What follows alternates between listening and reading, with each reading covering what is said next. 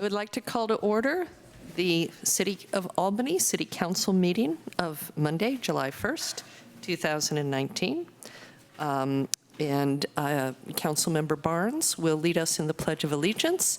We use the traditional form of the Pledge of Allegiance without the words "under God."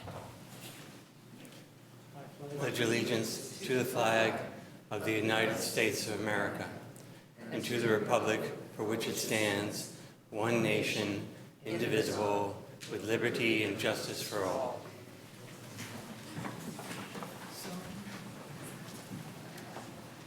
Roll call, please. Councilmember Barnes? Here. Councilmember Moss? Present. Councilmember Pilch? Present. Vice Mayor McQuaid? Here. Mayor Nason? Present. Tonight, we have no ceremonial matters, and we had no closed session, so we will move immediately to number 5, the consent calendar. Consent calendar items are considered to be routine by the City Council and will be enacted by one motion.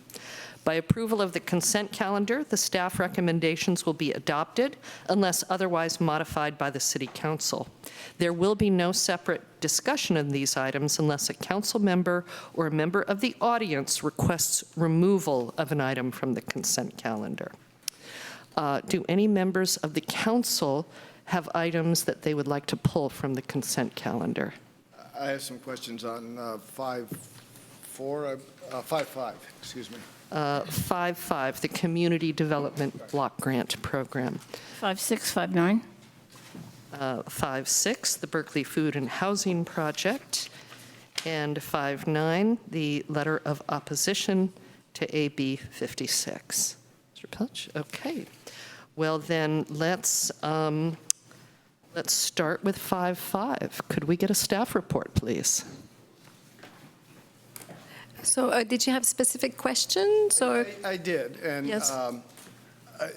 The monies from the block grant, the bulk of it seems to be going towards redoing some of the ramps along Solano Avenue, which is fine. I'm not opposed to that, but I'm also wondering whether this money could also be applied to any infrastructure improvements we might want to do in conjunction with the proposed housing project on the corner of Cleveland and Washington. Right, so future CDBG funding can be used for affordable housing units, but the timeline for spending the funds is very restrictive. So we can look at that when the project is a little bit further along and the developer is putting the funding pieces together. Okay. Yes. And then just the other question, there's 32 ramps that this is intended to help cover, but will that money pay for all 32 ramps? I think the total project is close to $600,000, so it will pay for most, but there may be some that will remain after.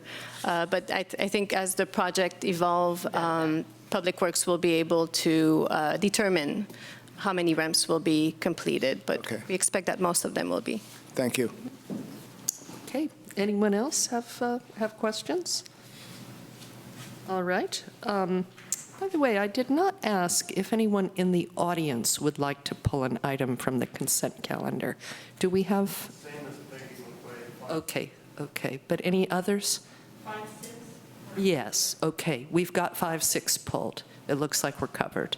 Okay. Let's go to 5.6. Thank you. Would you like me to go over the staff report or just answer questions? Perhaps you could just answer questions. Yes. We had requested that there be a survey or some kind of questioning with consumers. And so my question is, A, did that happen, and when we'll see the results? Yes, the survey happened in April, and the results will be included as part of the fourth quarter report, which will be available in mid-July. And so we can amend the contract if needed to fit any kind of issues or questions that come up in that survey? Yes. Perfect. Thank you very much. Anyone else have questions or comments? Okay, then item 5.9. We have speaker. There might be some. Sorry, we should, yes, my apologies. Public comment on 5-6.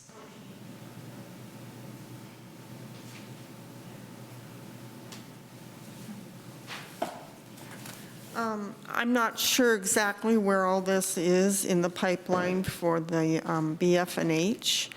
Last year, I was of the opinion that we should just shut it down and stop spending money on it. And I also made a statement that I felt that any outfit is as good as its staff people. My case manager, being homeless for 4 years, I started working with Caitlin in October. She is only the best person for that job. And if BF&H continues to employ Caitlin, I am in full support of the continuing contract with BF&H. However, I would like to make sure that they are monitored, because if we lose Caitlin, then we may get lesser staff people that are not doing their job. So I guess I'm to understand that this is not completely in the bag yet with renewing their contract.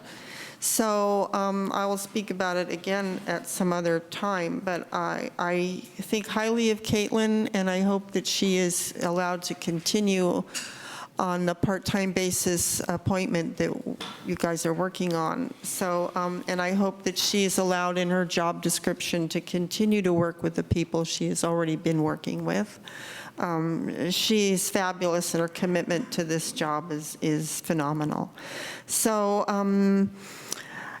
also I thought part of the problem is that the case managers are overworked. They like have a full classroom. 30 kids is too much. I think that if possible, maybe, or is Leah going to say this? Put more money towards this outfit so that they can hire more committed, wonderful case manager outreach people such as Caitlin. And that, I think, would go a long way to support our work in this city with homeless people. So that's what I had to say about the F&H and your contract. Caitlin. Okay, thanks. Thank you. Ellen?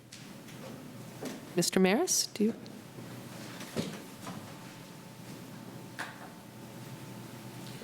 Alan Maris, Albany resident and a member of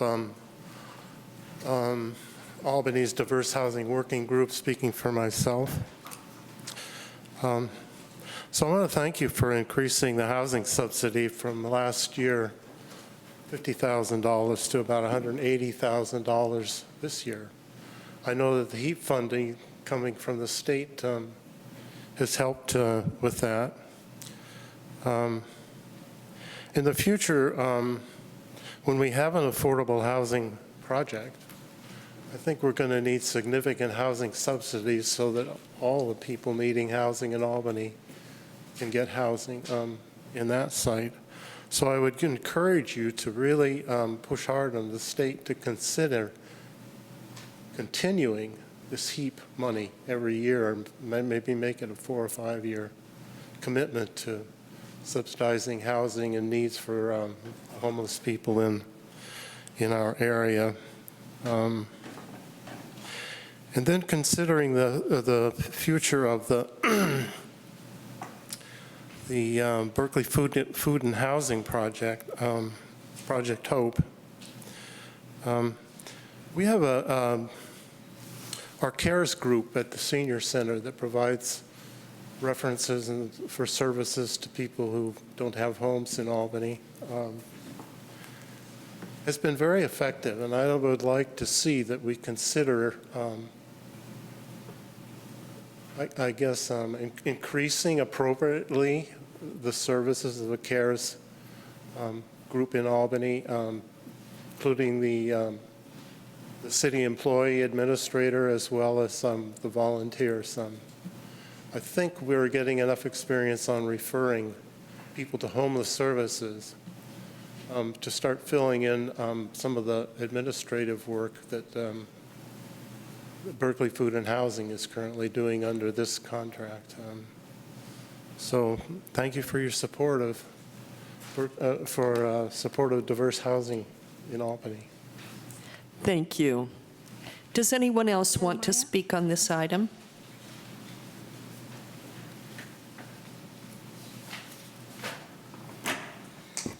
Hi, good evening, members of the community and Albany Commission.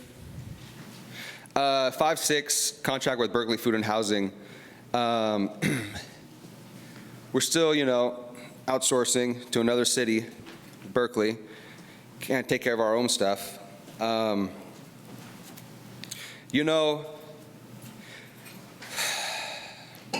This Project Hope is a great start, but there's a lot of things that need to be worked out.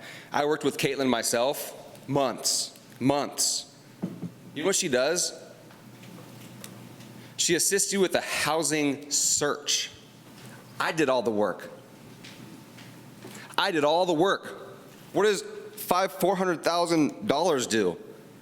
When I'm homeless and I'm doing all the work, I have to go on Craigslist, and I gotta find all this stuff. She expects me to find it, give it to her, and then she'll call the landlord on my behalf.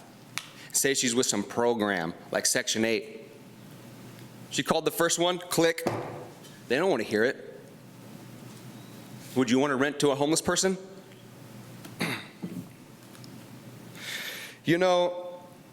There's difference between homeless and things. I'm a longshoreman. I'm a working longshoreman. I make about $14,000 a month.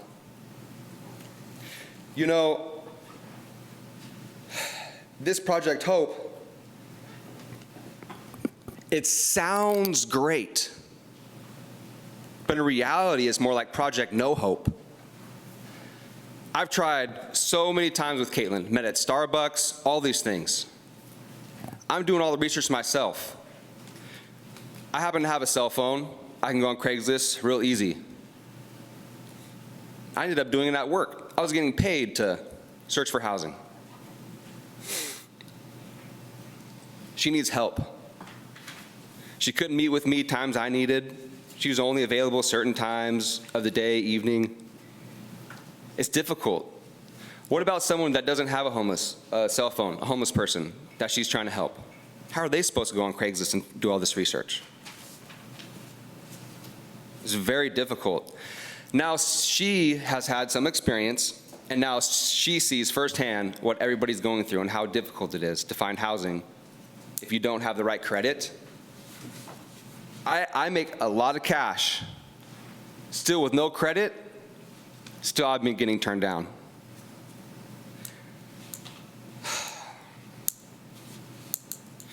I'm trying to better myself, and it seems like a lot of things are holding me back. Albany needs to do something about this homelessness, and it seems like you guys locked the police lobby so the homeless person can't sleep in there. Thank you. Does anyone else wish to comment on this item? No, then we will move on to 5-9, letter of opposition to AB 56. This was Councilmember Pilch's recommendation. Do you have a question or comment? I do. I have a comment, actually.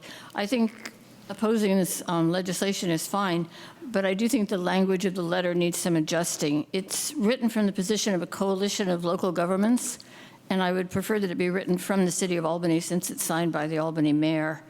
And I believe there's kind of a time crunch on this, so if it's all right, I would suggest that we make 2 sentence changes, and if we can do that, we're still ready to send it probably tomorrow.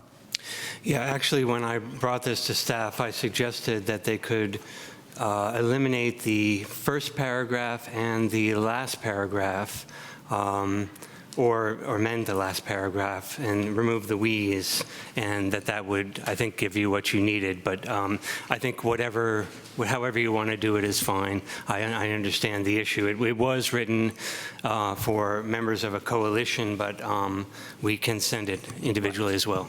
Well, let me just read my suggestion, and then if we want to tweak it some more, we can. So I would suggest the first sentence read, on behalf of this Albany City Council, I want to express Albany's strong opposition to Assembly Bill 56E Garcia. And then we can skip to the rest of the letters, fine, until the very end. The final sentence would read, "The City of Albany opposes AB 56 for the reasons shown above, and we hope you work to accelerate rather than impede the clean energy investment California needs." Sounds fine to me. Okay, is that?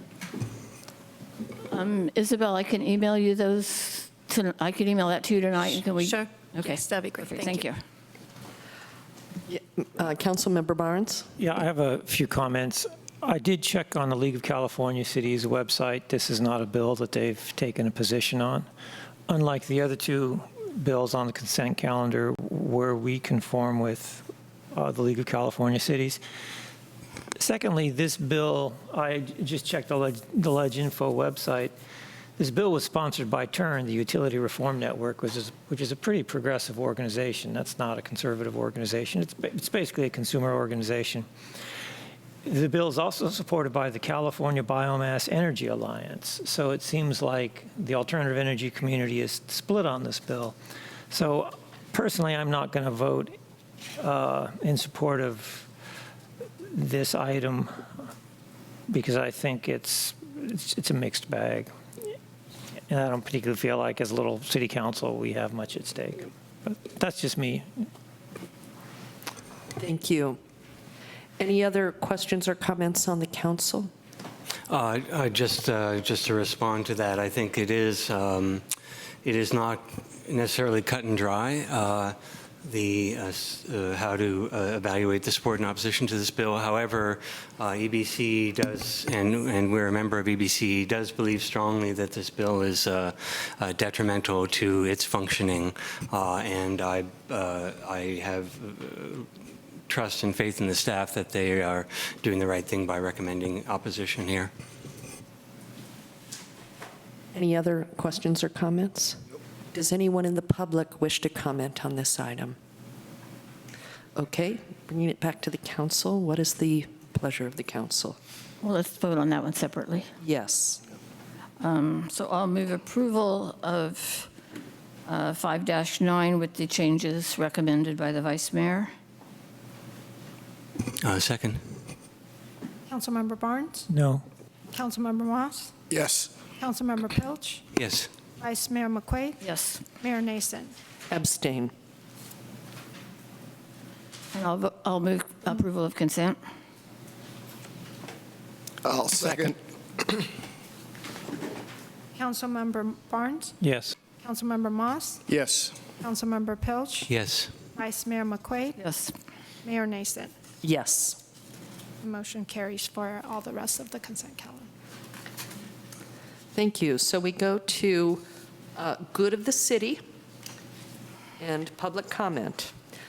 This section of the agenda is for persons desiring to address the City Council on an item that is not on the agenda.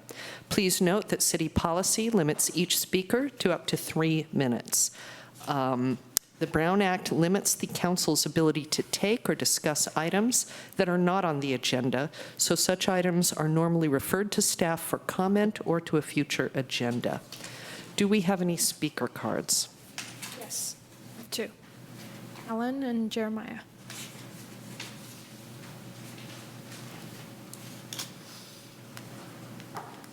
Alan Maris, Albany resident.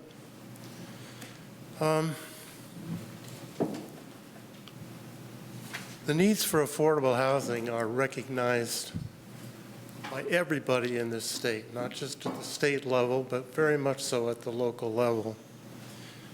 And I'm concerned that the state may be trying to dictate to local governments about how they solve their local problems. I think the city of Berkeley has demonstrated they're quite capable of addressing the issue with the $135 million bond measure that they passed at the last election. I'm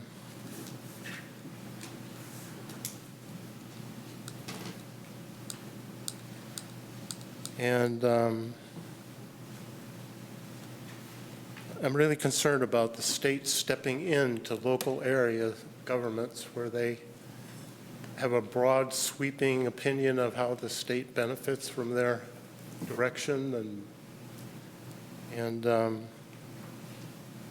that they should really follow up, I think, as much as they can with additional funding so that local governments can solve the problem.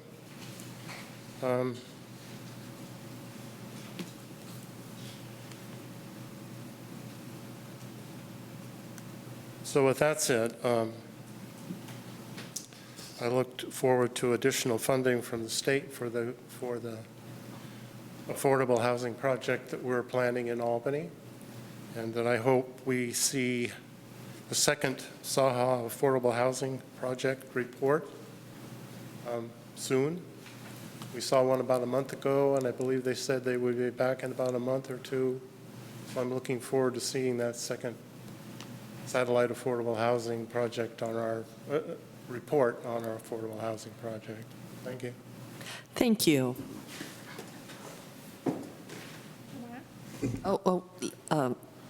Ms. Burrell, hold on a moment. We have another. That's fine. Okay, thank you.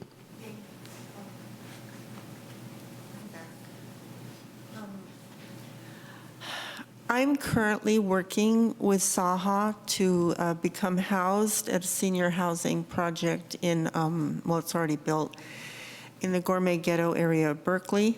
And we've been working on this since April Fool's Day, so I'm beginning to believe it was a fool's errand to engage this. As much as I support them building affordable housing, I've been finding that working with them is a very unsatisfactory occupation. And I'm very frustrated. It's taken months and months to fill out paperwork and meet with them. I'm currently requesting that they remove carpeting because I have issues with carpeting on many levels. And they're dragging their feet. So as much as I support the city working with Saha to build this housing in our town, I would like to find out if there's a way that you guys could help them streamline their application process. I was put up against 5 other people all at once, applying and running around as if we have great big file cabinets full of all the documentation. And I think that's really a kind of a lousy way to proceed. It pits us against each other. So I'm hoping that with some information for you guys on this process, which you're probably not aware of, that perhaps the city could work with them to find a more humane way to interview and take in their prospective housees. I've been homeless for 4 years, on wait list for a year and a half, finally came up for subsidized housing. So that's what I have to say. Go with this building, make it happen, but find a way to work with them to make it more humane for us. And another thing I'd like to say, that you can see now I have a walker. I have a really hard time standing. And I'm wondering if a stool of appropriate height could be made available so that people who are disabled could sit on the stool and speak at this level without having to be in a lot of pain, which I am right now. So you could just put it right over here. I could move it and sit on it and then move it back.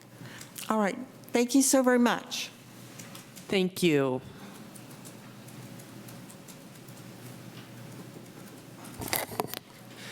Good evening, council and members of the community. The police station needs an address.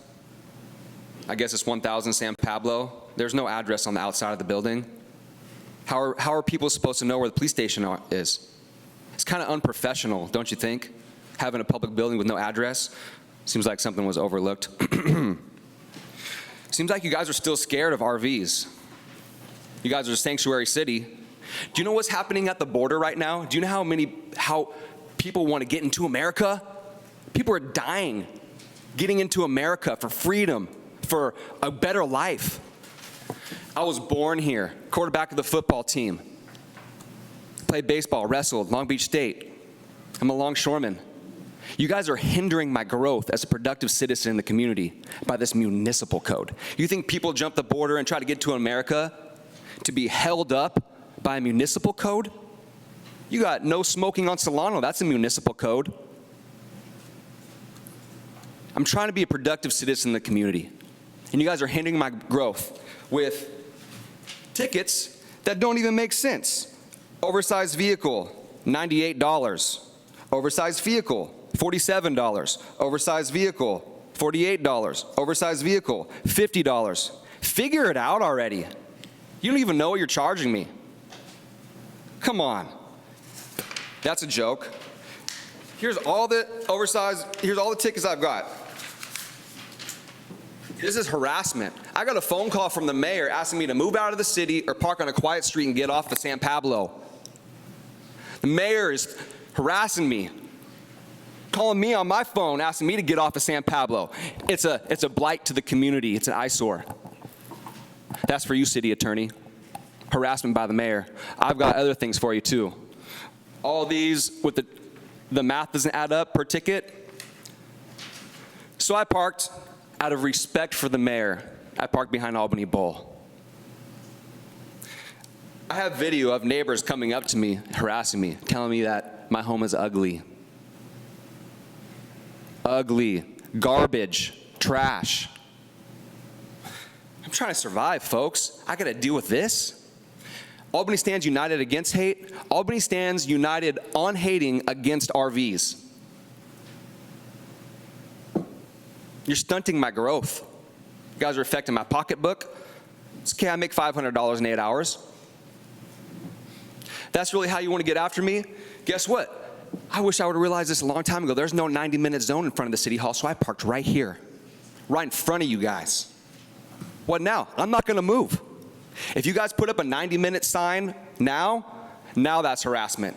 There's no 90-minute sign. I was parked there all day with no ticket. Thank you. So I found a new parking spot because you guys are unable to provide me a parking spot. Thank you. You're welcome. I appreciate that. So if you could please do what you can to quit the to quit the harassment of the phone. No more personal phone calls, please. You need to finish. I will. You need to not make personal phone calls harassing me about where I should park my home. I don't call you and ask you about your personal business. You did call me and I returned your call. Yes. Please. I called you to ask you another question, but you told me please. Please. I'm going to ask you to sit. Okay, I'm going to ask you to stop harassing me. Enough. You need to. That's enough. Okay. Jeremiah, Thank you very much for your time. Now everybody knows the mayor is harassing myself, people with RVs. Thank you very much. And this is all for you. Also, Jeremiah, the mayor of San Francisco. Jeremiah, you really must sit down. I will. I'm going to insist. I will. No, you're going to do it now. Mayor of San Francisco has something for people. Can you turn off And the also, here's from this. Can you turn off the light? Here you go. Here you go. I feel bullied out of this community. I feel bullied right now. Look at the bullying that's going on. Albany stands united against bullying. I'm being bullied right now. Jeremiah, sit down. Sit down. I'm not a dog. I'm not your kid. You didn't even say please. The mayor doesn't even say please. No etiquette. Get real. Are there any other comments for the good of the city? Of course no one else wants to comment. It's all united against hate. Nobody wants to stand united for me. Look, nobody stands united. Nobody wants to stand up. So we're going to move on to item number 7. The council subcommittee reports and council member reports on representation of Albany at state and regional meetings. This item reflects the manner of agendizing that we will use in the future should we approve that item later on the agenda. We have a slightly different wrinkle in the agenda tonight just to show how this would work. So we start with city council subcommittees. The subcommittee report for tonight is the report of the Community Inclusivity Subcommittee, and that is myself and Vice Mayor McQuaid. And the only report is to follow up on the last meeting's discussion of the raising of the pride flag. We had a very festive event at the at the Shrine of Freedom in the middle of town. Councilmember Pilch was also in attendance, and we've received a good deal of positive feedback on that inclusivity event. Did you want to add anything, Vice Mayor McQuaid, or that's perfect. Councilmember Pilch? It was a wonderful event, and thank you very much. Thank you.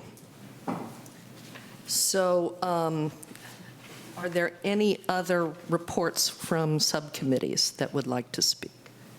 Okay. Then we move on to regional bodies. I attended a meeting after the deadline for the agenda, so that was circulated today, a report on the Alameda County Waste Management Authority meeting of June 26th. The headline there is that our property tax assessment for household hazardous waste is going to go down just slightly in the coming year. Vice Mayor McQuaid has a report on the League of California Cities. Do you want to add to your written reports? No, actually, I think the written reports will stand. Thank you. Does anyone else have want to report on a regional meeting attended on behalf of the City of Albany? Yes, I would like to ask you a question, though, about the reduction of the household hazardous waste fee. What was the motivation behind this? Well, the way it was set up 5 years ago was that it's reevaluated each year in terms of how much is needed to run the program.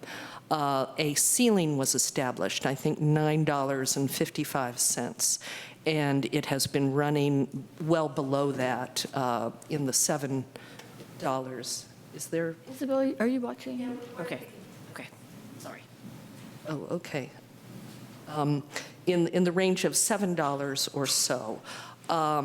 What the staff is proposing is to set it at an amount that is expected to provide enough over a 5-year period rather than every year, and ask, there will be a challenge process, so people will see with their tax bills an opportunity to challenge if they don't want their rate to go down, or if they don't want to lose the procedure of it being evaluated every year. It seems to make a lot of sense in terms of efficiency to do it once every 5 years.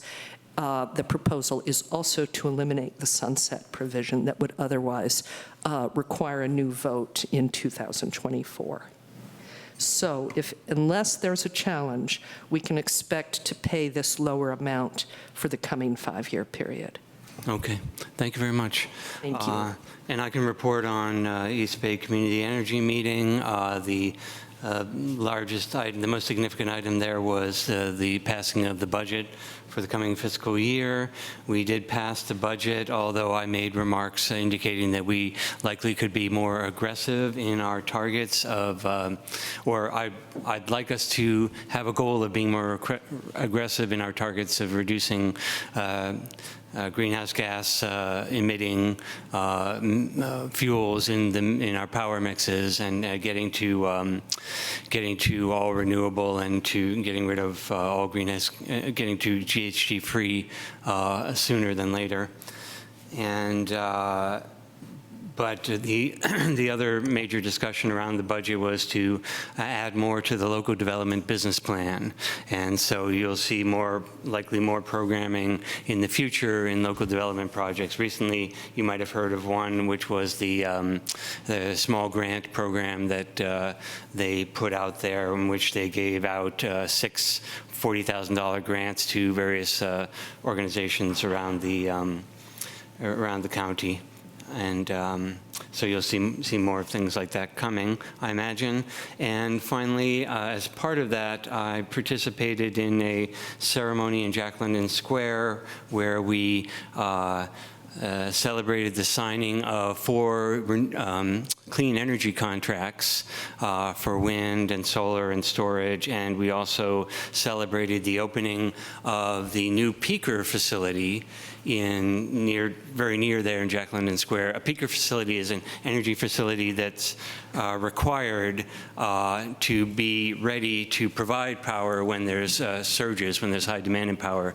The peaker plant that currently exists in Jack London Square is fueled by I'm not sure, some sort of fossil fuel, but it's going to be replaced by a battery storage facility, which will store energy from the sun during the day and then release it when needed. So that's about it. We did have a meeting in Berkeley, the mayor and I, but is that a regional meeting? Is it a local meeting? That would be a local meeting. Okay, very good. We'll come back to that. All right. Thank you. All right, then, any other reports? Councilmember Mosser Barnes. Okay, then we will move on to the city manager report. City manager Nicole Almager is ill tonight. I'm hoping she doesn't have what I had a month and a half ago. So do you have a city manager report to deliver? Yes, I do. Thank you. So 4th of July is right around the corner, and one of Albany's most anticipated events of the year, the 4th of July Fair at Memorial Park, will feature a pet show, diaper derby, mustache and beard contest, music, activities for the entire family, and great food. The Alameda County, and I have some information on the screen, Office of Emergency Services is hosting a community training on reducing the risks of non-structural earthquake damage on Wednesday, July 10th from 9 to 4 p.m. In Dublin at the EOC Center.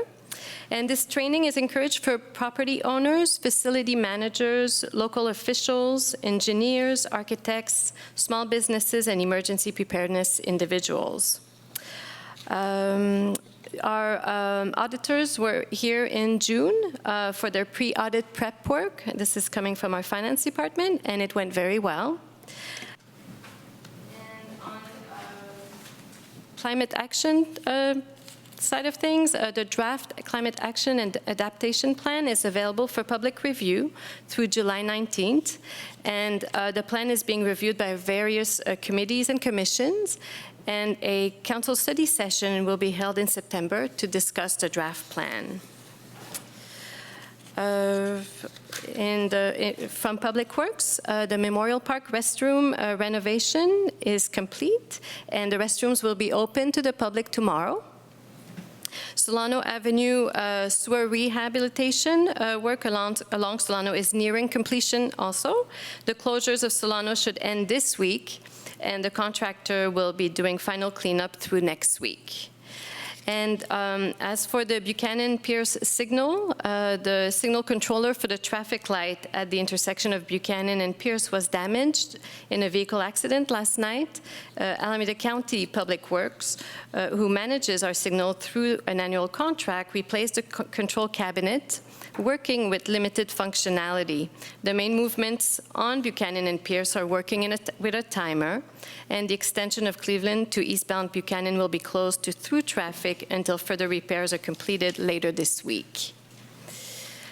And from the fire department, as of today, Falk is the new ambulance provider for Alameda County. Captain's promotionals are underway and will continue into August. Vegetation management to improve fire safety has been underway on Albany Hill in cooperation with Public Works. These efforts will assure access in case of emergencies and help to decrease the possibility of a major fire in the wildland interface. And upgrades to the 911 CAT servers are nearly complete, and the upgrades will lead to increased efficiencies for the dispatchers, residents, and responders.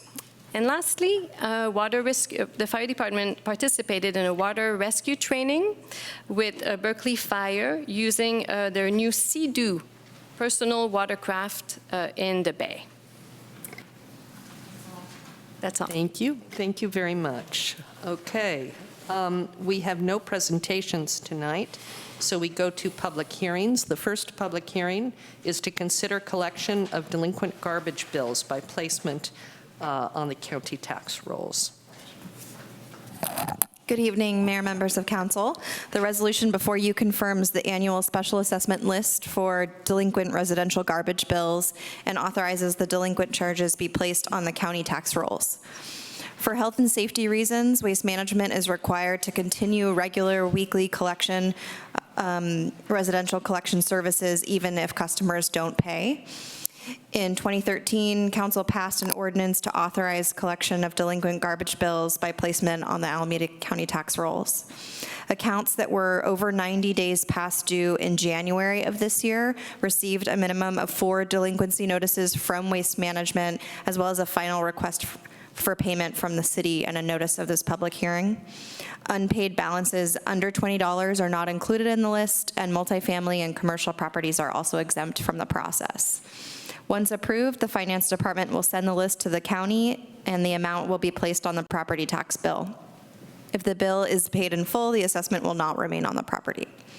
We removed one of the properties from the list this morning because it had been sold, and we provided copies of the updated list at the dais and at the back table as well.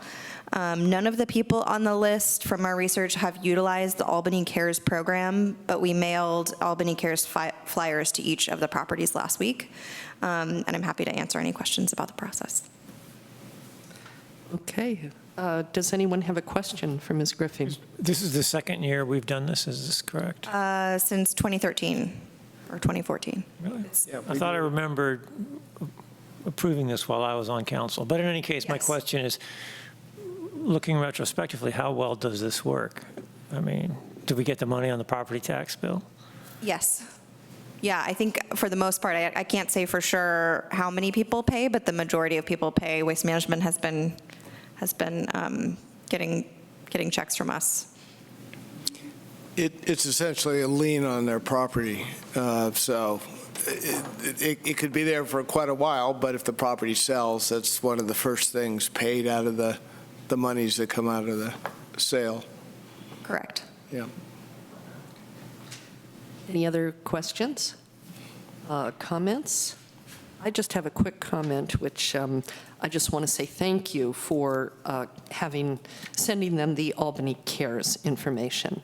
When people stop paying their bills, sometimes it's an indication that that they're in need of some kind of assistance that they're not getting. So letting them know about that is just terrific. Thank you. Yeah.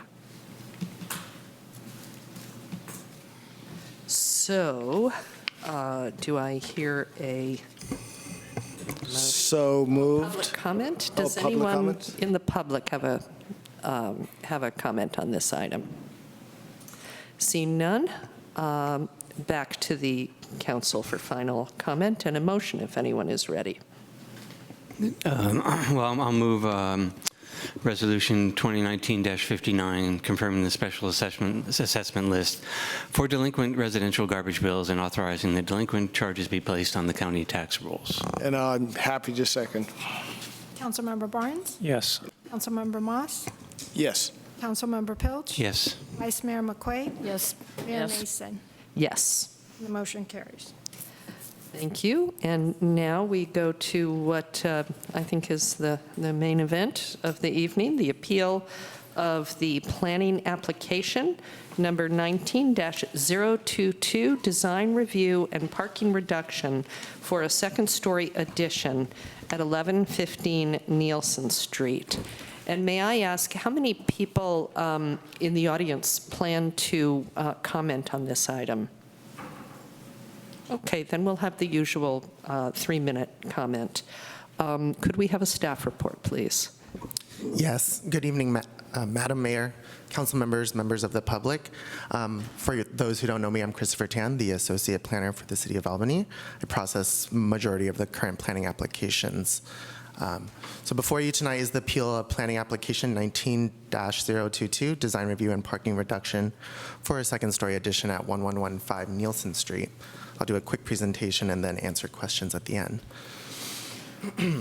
For review this evening, the Planning and Zoning Commission approved PA 19-022, which includes design review for a 76 first floor addition and a 673 square foot second story addition at 1115 Nielsen Street, in addition to facade modifications to the facades of 111 units 1111 and 1113 Nielsen. Additionally, the applicant received an approval for a parking reduction to waive one off-street parking space that was triggered with the project scope and provide 2 code-compliant parking spaces. An appeal of the planning application decision was filed on April 24th, 2019, and is before the council this evening. So options for the council tonight, there are 5 options. The first is to affirm the decision of the Planning and Zoning Commission without modification. The second is to affirm the decision of the Planning and Zoning Commission with modifications. Third is to reverse the action of the Planning and Zoning Commission. Fourth, return the matter to the Planning and Zoning Commission. Or 5, take no action. Some background on the property. The subject property is a 5,450 square foot lot with an existing non-conforming single-family home with 2 apartment units built in 1923, which is located in the R1 zoning district. The subject parcel slopes up from the front of the property to the rear. Portions of the building are subterranean with respect to the existing grade. Application review. When a discretionary review application is filed with the city, staff first determines the property zoning to identify applicable development standards. The underlying zoning for the subject property is R1, which is single-family residential.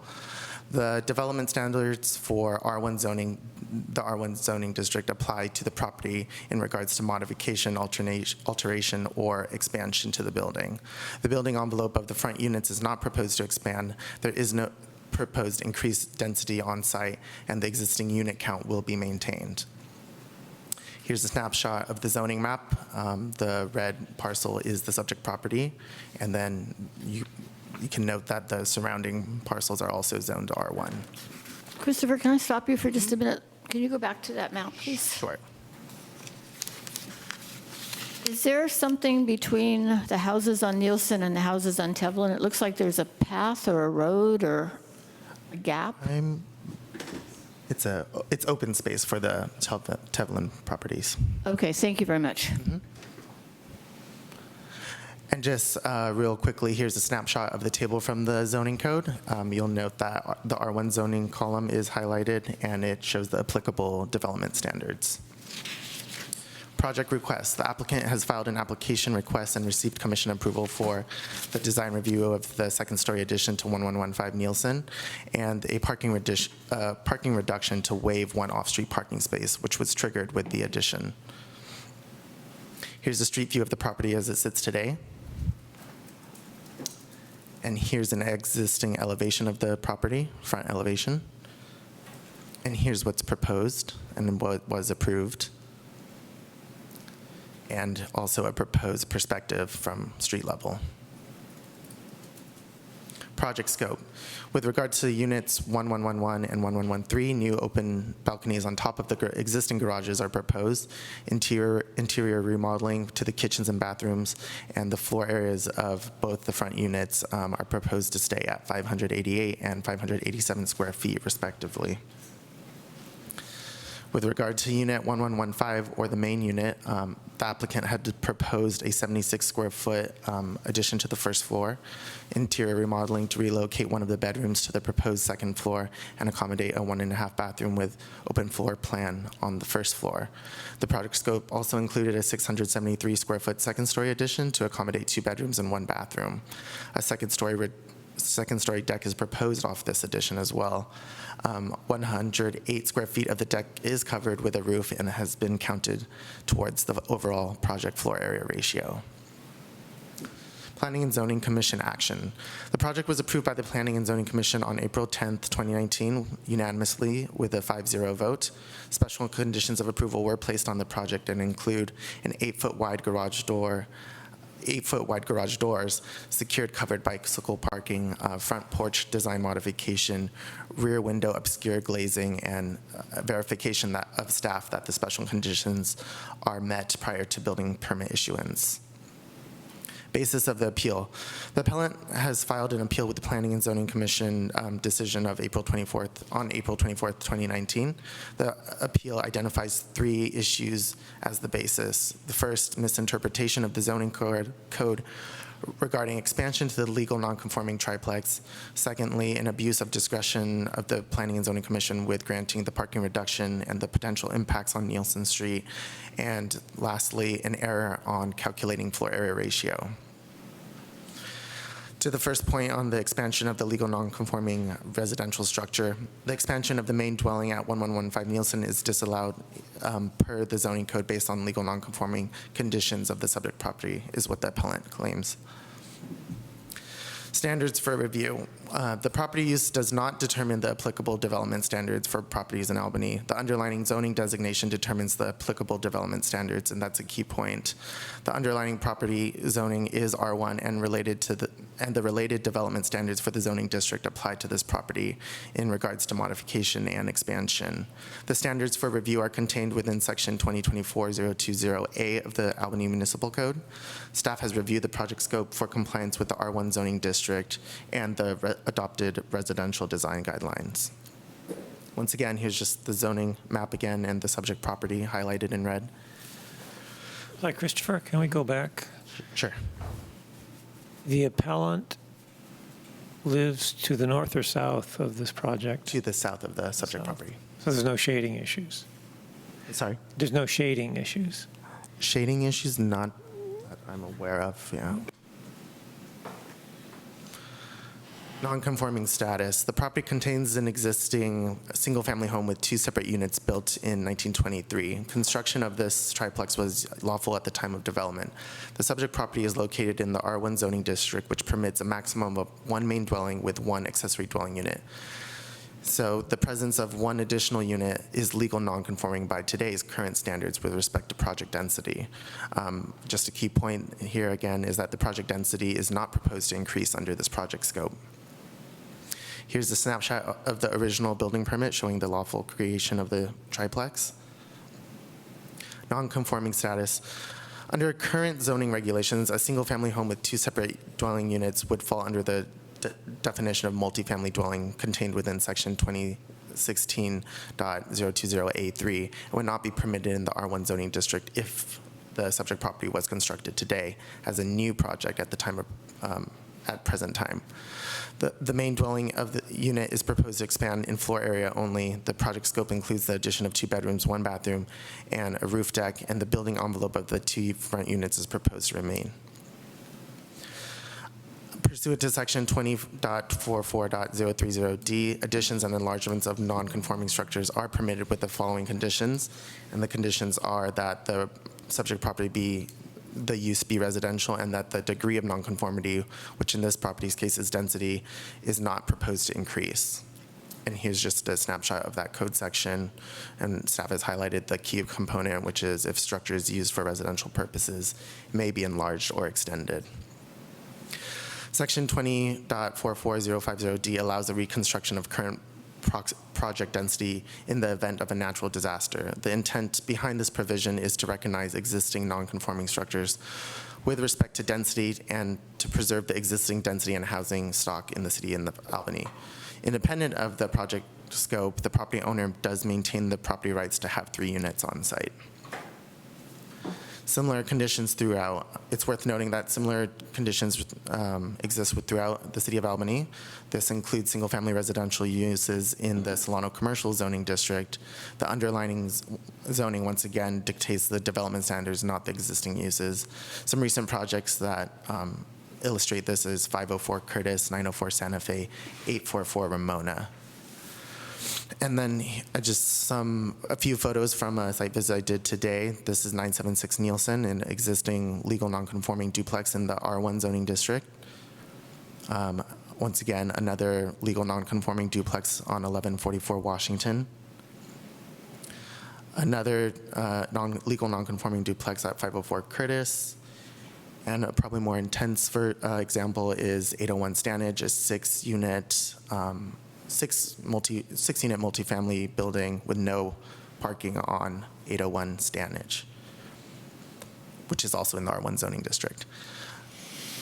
The second point made by the appellant is that the FAR calculations are incorrect. The appellant asserts that the FAR calculations were done incorrectly and that staff should have not applied R1 FAR regulations to this property, and that multifamily FAR regulations should have been applied to the project. And here's just a snapshot of the code right now, the code table that shows the designated development standards for each zoning district. It's important to note that if multifamily regulations were applied to this project, that this project could actually have approximately 3 times the amount of floor area ratio. So just bear that in mind. And here's just a floor area table that kind of breaks down the existing and proposed circumstances for the home. Note that units 1111 and 1113 show the same numbers for existing and proposed, and that unit 1115 Nielsen is proposed to add 673 square feet to the second story. The floor area ratio is proposed to increase from 40% to 54%, just 1% shy of the maximum FAR allowed in the zoning district. Garage deductions have been taken out in calculating the FAR, overall FAR for the property. There are 2 provisions within the code that allow these deductions, the first being the average perimeter height, which allows the first garage to be exempt from FAR calculations due to its subterranean nature. And then secondly, the typical garage deduction that can be taken out for all properties in the R1 zoning district, which is up to 220 square feet. Courtyard. There's an existing open courtyard that provides the only access to all 3 residential units on site, and it's proposed to undergo landscaping improvements per the submitted landscape plan. FAR is in general, for the public's knowledge, FAR is a regulatory tool that is used to limit and define building area, and FAR takes into account the actual building area, not courtyards, light wells, or other yard areas. Seeing that, staff has not counted this area as part of the FAR due to the absence of building mass, which defines the courtyard. Similarly, the courtyard does not count towards lot coverage, which is a maximum of 50%, as nothing is covered on the subject courtyard. And then here's just a code section regarding that. The intent of Section 2024-050 floor area ratios is overall, as staff sees it, is the intent of the city that all such construction be compatible with neighboring residential developments. Staff has concluded that the continued usage and landscaping of the courtyard is compatible with neighboring residential development. And here's the snapshot of the proposed landscaping improvements to the courtyard. You'll note the staircases leading to all 3 units, the 2 in the front and the 1 in the rear. And lastly, to the appellant's last point, the parking reduction and impact. The appellant states that there was an abuse of discretion with the Planning and Zoning Commission in granting the parking reduction, and that parking impacts are greater with the project proposal on Nielsen Street. Pursuant to Section 2024-040A2, additions greater than 240 square feet require 1 additional off-street parking space for the property. A parking reduction is required to waive 1 off-street vehicle parking space. There are 2 existing non-conforming off-street parking spaces on the subject site located in the existing garages. The applicant is actually proposing to increase the depth of both of these garages to provide 2 code-compliant parking spaces. The proposed parking dimensions are 9 feet wide by 19 in depth. The front units fit within the definition of ADU due to their size being 587 square feet and 588 square feet. Off-street parking is not required for ADUs pursuant to Government Code Section 65852.2D1. By applying that interpretation, the only off-street parking requirement would be required for is the main dwelling unit, which would be 2 off-street parking spaces. Correspondences received. Staff has received a substantial amount of correspondences during the Planning and Zoning Commission review, which was included as attachments to the staff report. Correspondence was received from the appellant's representative and the applicant as part of the appeal packet. The proposed project is considered to be categorically exempt from CEQA requirements per Section 15303, new construction or conversion of small structures of the CEQA guidelines. And once again, there are 5 options for the council to consider before you tonight. And And our staff recommendation is that the City Council adopt Resolution 2019-54, which is upholding the Planning and Zoning Commission decision approving design review and parking reduction with the special conditions of approval for 1115 Nielsen Street. And with that, staff is happy to answer any questions of the council. Thank you. Thank you very much. Are there any questions? Can we see the 5 options again, please? Sure, no problem. Now, at first glance, it appears that number 1 and number 5 are the same, but I remember there being an important legal distinction between the two, but I don't remember what it is. As discussed in the staff report, if the council, for example, if there was one council member absent or recused and you deadlock 2-2, it provides that failing to take an action is the same as affirming the decision. So I wouldn't say there's any legal distinction between number 1 and number 5. So it has more to do with the way the project would remain approved. So it has more to do with tie breaking, effectively. Yeah, usually. Okay, and this is, I'm sorry, this displays my ignorance, but what is 1.5 bathroom? How's that different from a 1 bathroom? It's a 1.5, a 1.5 bathroom would be without a tub in it, I believe. Yeah. And a full bathroom, so Has a tub and shower and. so 1.5 has less in it than a 1? I think that's how it goes. Oh, full bathroom and a powder room. Okay. That's it for now. Thanks. Any other questions for the staff? Okay. Is the appellant or the appellant's representative present?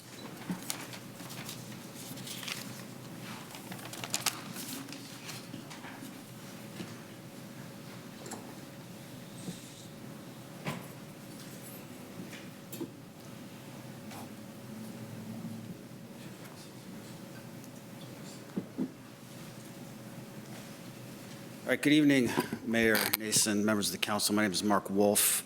I'm a land use lawyer based in San Francisco, and I'm here tonight on behalf of the appellants, Vincent and Elizabeth Abella, who are out of town and unable to be here in person, unfortunately. I understand I have 5 minutes, so I will be as brief as I possibly can. The first point I'd like to make is, despite what struck me as a little bit of looseness with the definition, this is a multifamily structure. That is the use of this. It is a multifamily structure. It says this throughout the Planning Commission staff report, and I believe it says it again on multiple occasions in the current staff report.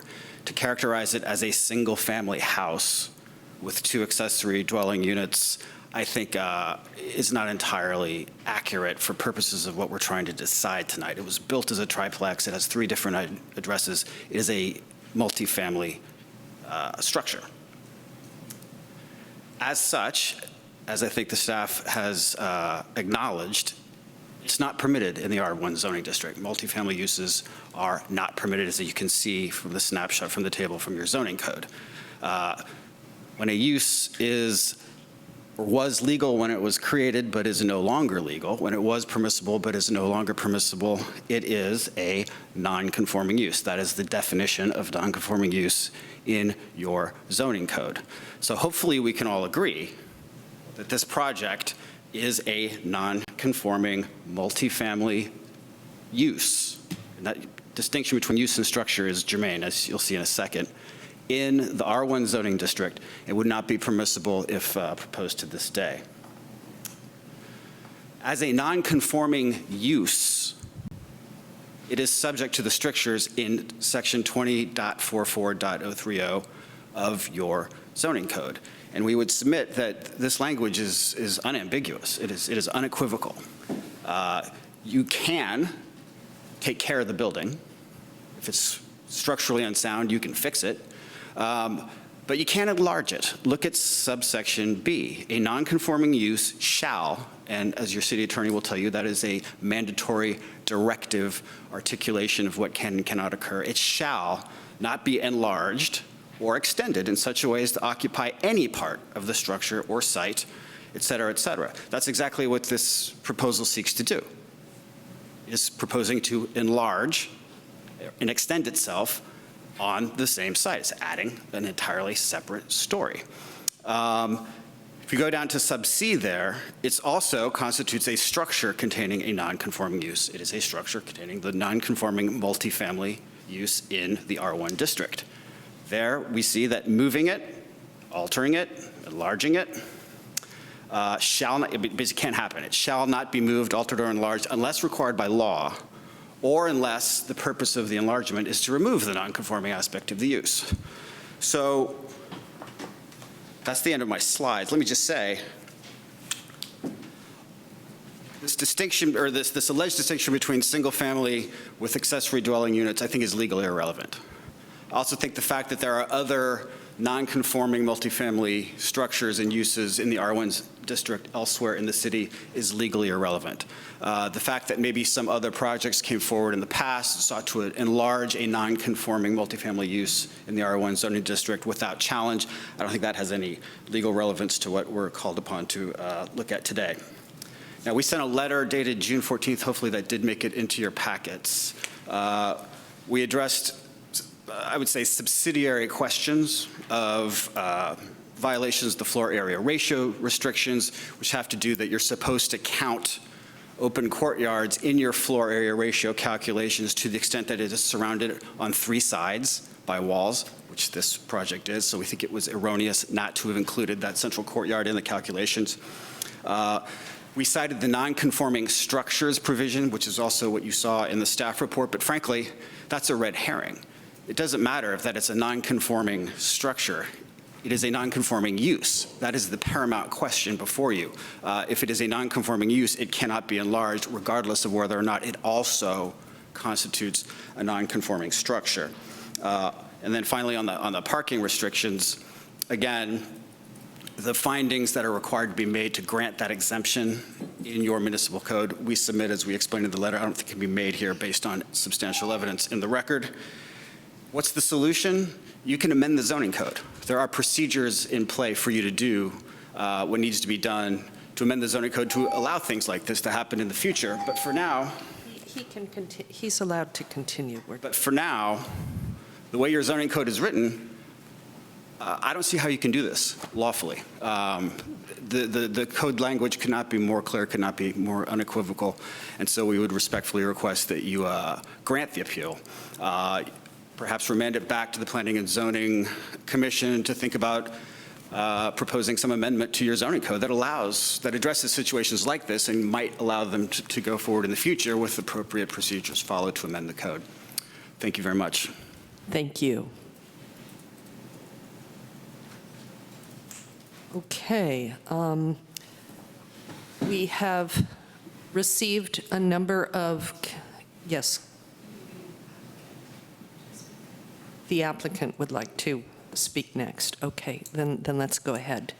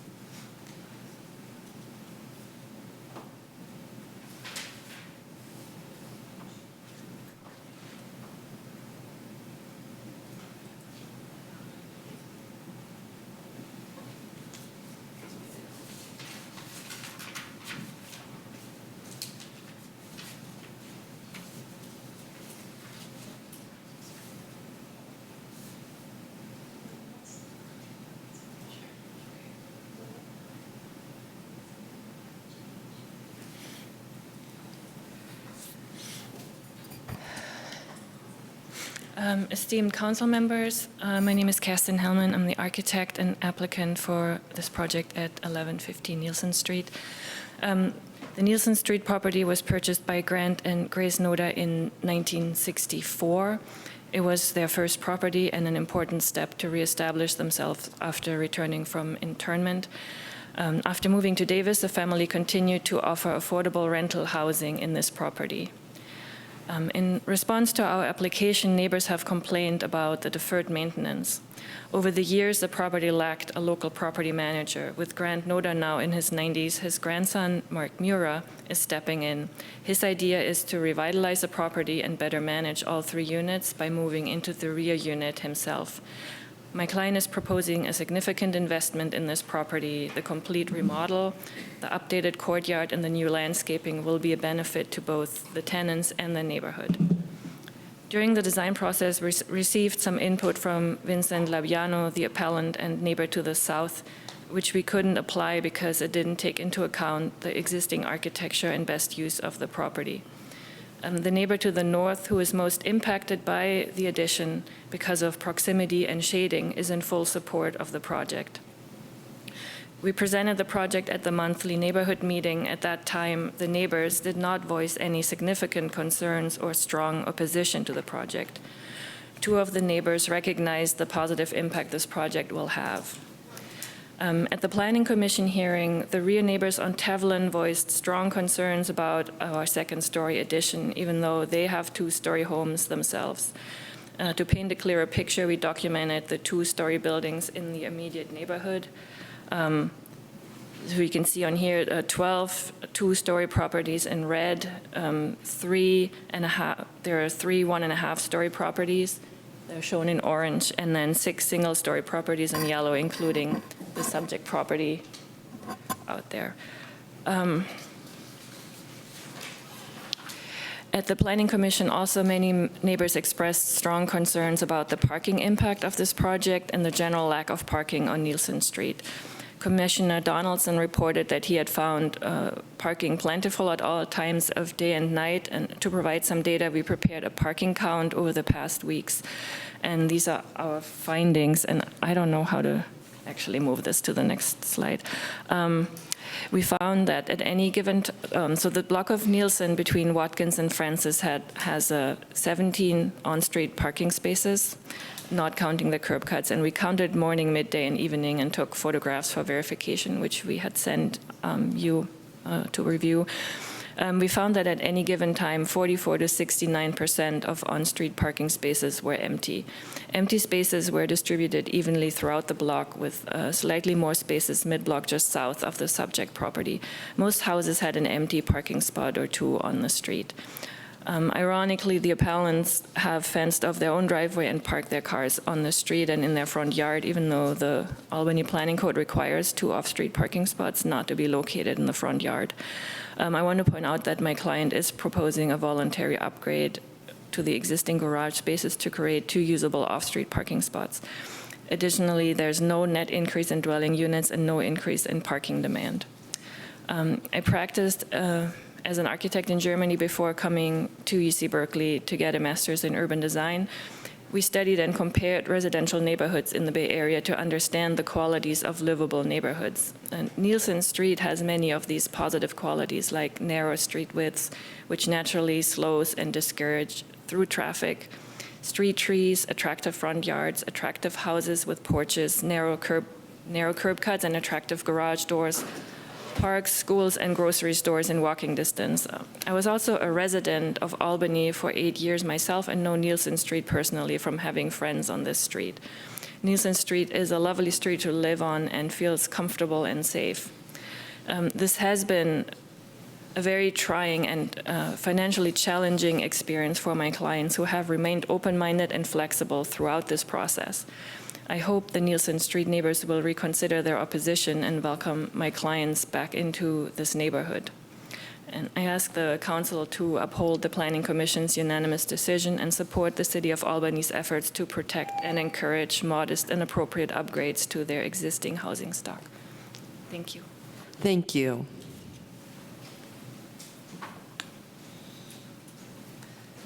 So we have received communications and petitions from neighbors, both pro and con, and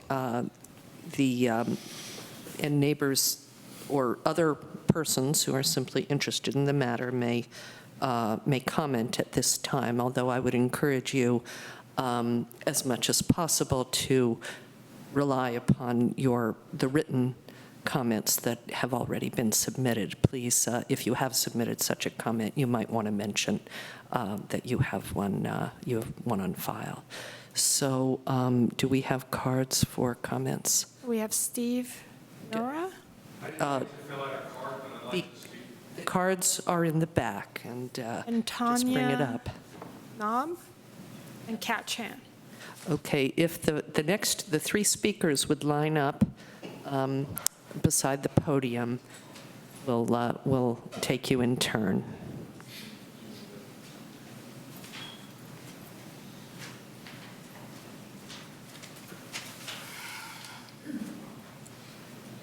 Steve? Good evening. My name's Steve Mura, and I wasn't quite sure what you were asking for on our comments. I don't know if my comment is relevant or not now. If you submitted a written comment, it's helpful for the record to reference that you did. Oh, okay. Well, I'm for the project. Actually, I'm responsible for the project. Our company, family company, Noted Family Works, we're financing the project. And my father-in-law purchased this property about 40 years ago. And his philosophy as far as running the place was keep the rents low and do very little to the property. So after 40 years, the property has become not very good. It needs new foundation work. It needs new sheetrock. It needs a lot of things. And now the new younger generation, my son and fiance, they're willing to step up and take over this project and improve the house. But as we found out, it's not as easy as that. We just hope that you'll take in consideration in improving our project, and if you don't, that's fine too. Thanks. Thank you. Hello, my name is Tanya Noda, and I don't have anything on file with you.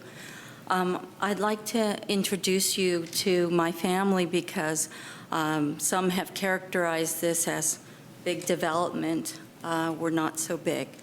My brother-in-law, Steve Mira, his wife, Kathy, my sister, my husband, Harvey Yan, and I'm Tanya Noda.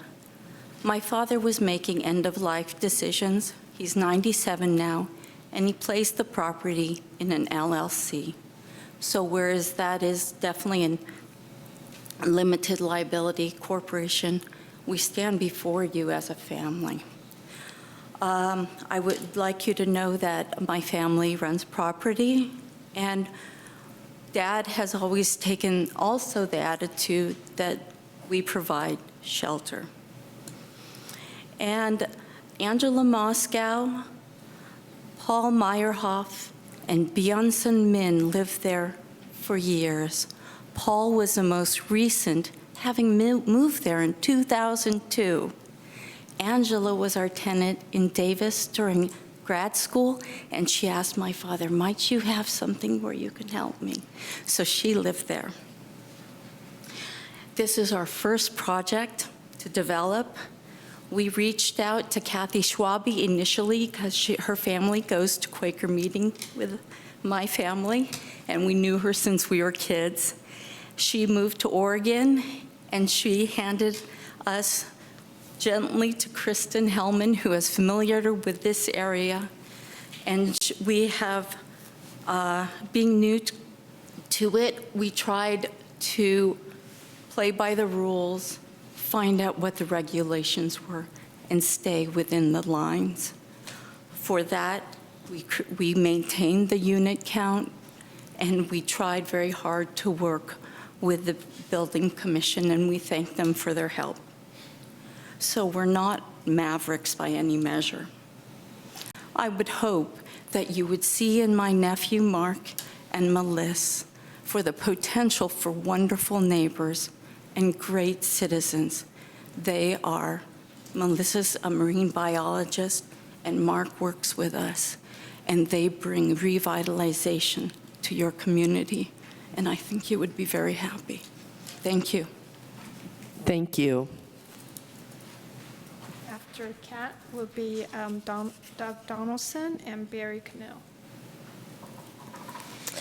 Hello, good evening. I'm Kat Chang. I'm the landscape designer for wait, how many ones are there?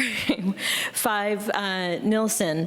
I've lived 37 years in the inner Bay Area. First, as a young landscape architecture undergrad student at UC Berkeley, then later as an urban designer, and then finally as a small business owner running an architecture and landscape design firm in this area. And I'm happy to have been retained by this family. They've been a wonderful family to work with. What makes our region so spectacular is its vibrant residents and robust businesses anchored by world-class universities. And Albany benefits from that, and it contributes as well to this region.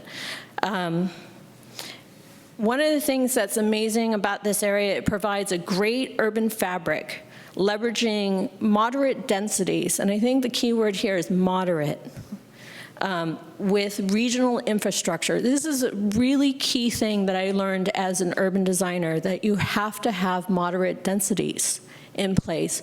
We can't have suburban densities. It's not something that's sustainable.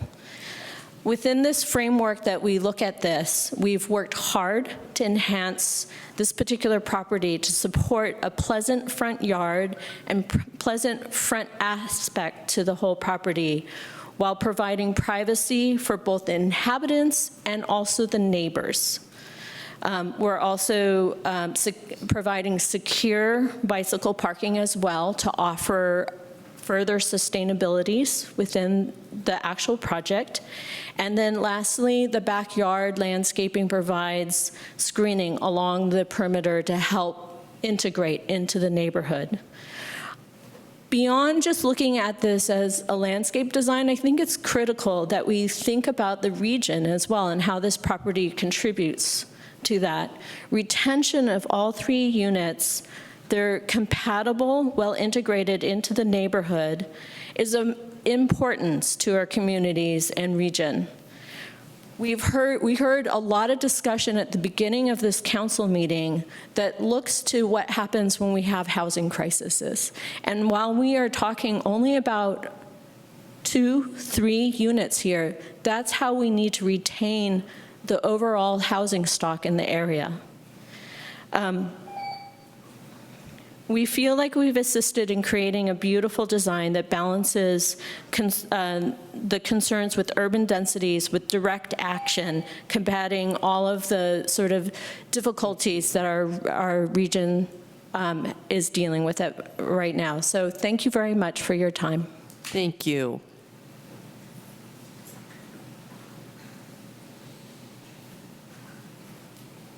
Good evening, members of the council, Mayor. I'm Doug Donaldson. I'm a member of the Planning and Zoning Commission. I'm not representing them tonight. I shouldn't pretend on that. I will say that the Planning and Zoning Commission spent a lot of time on this project, and we had a big hearing. We had a lot of speakers. There were a lot of issues involved, and in the end, we approved it with a 5-0 vote. So it was, after looking through everything, it was clear that this was a good project, and we have no problems with it, and I'm really hoping that you uphold our decision. I was listening to the attorney's presentation tonight and looking at his slide with our regulations for non-conforming uses, and something bothered me. Something bothered me. I didn't know what was wrong. So I went back to the podium back here, and I got your staff report for tonight.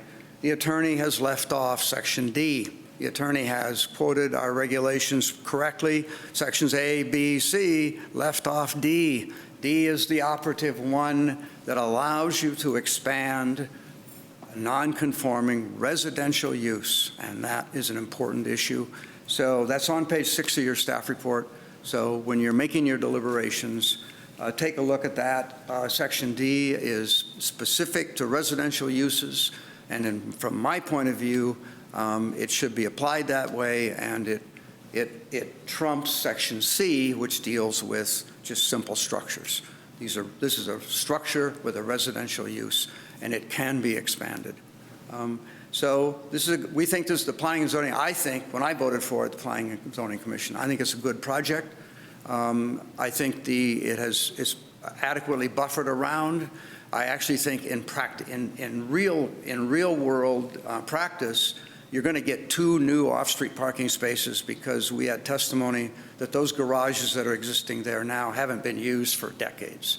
And now, probably, if the parking is as bad on that street as the neighbors say, then there'll be every incentive to park your car in those new garages, and you may in fact gain 2 spaces. The alternative might be to tear it down, and you'd have 1 home, and we'd lose 2 residences. It's really a nice project, and I think it's fine. There were issues about the courtyard. I didn't have any problem with the courtyard. And in fact, Planning and Zoning approved a project probably on Keynes or Stanage in the 1000 block a few months ago that created a new courtyard, had an interior courtyard kind of thing. It can work, it can be fine in the proper case, and this one is a nice little design. That'll be good for me. Thank you. Thank you.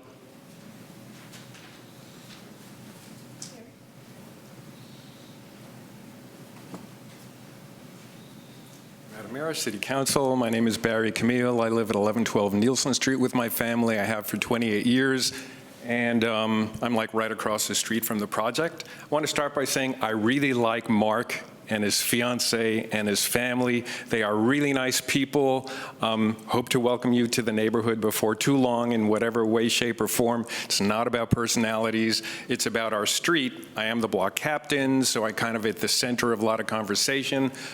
Hosted the meeting. Just wanted to correct a few things. So there actually are dozens of neighbors who wrote out of concern about this project and its impact on our street. The commissioners did their due diligence and came and looked at the parking situation.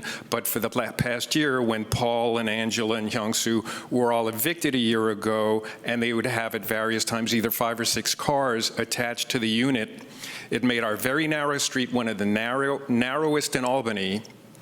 Really hard to find parking on. Neighbors would have to park all the way around the corner.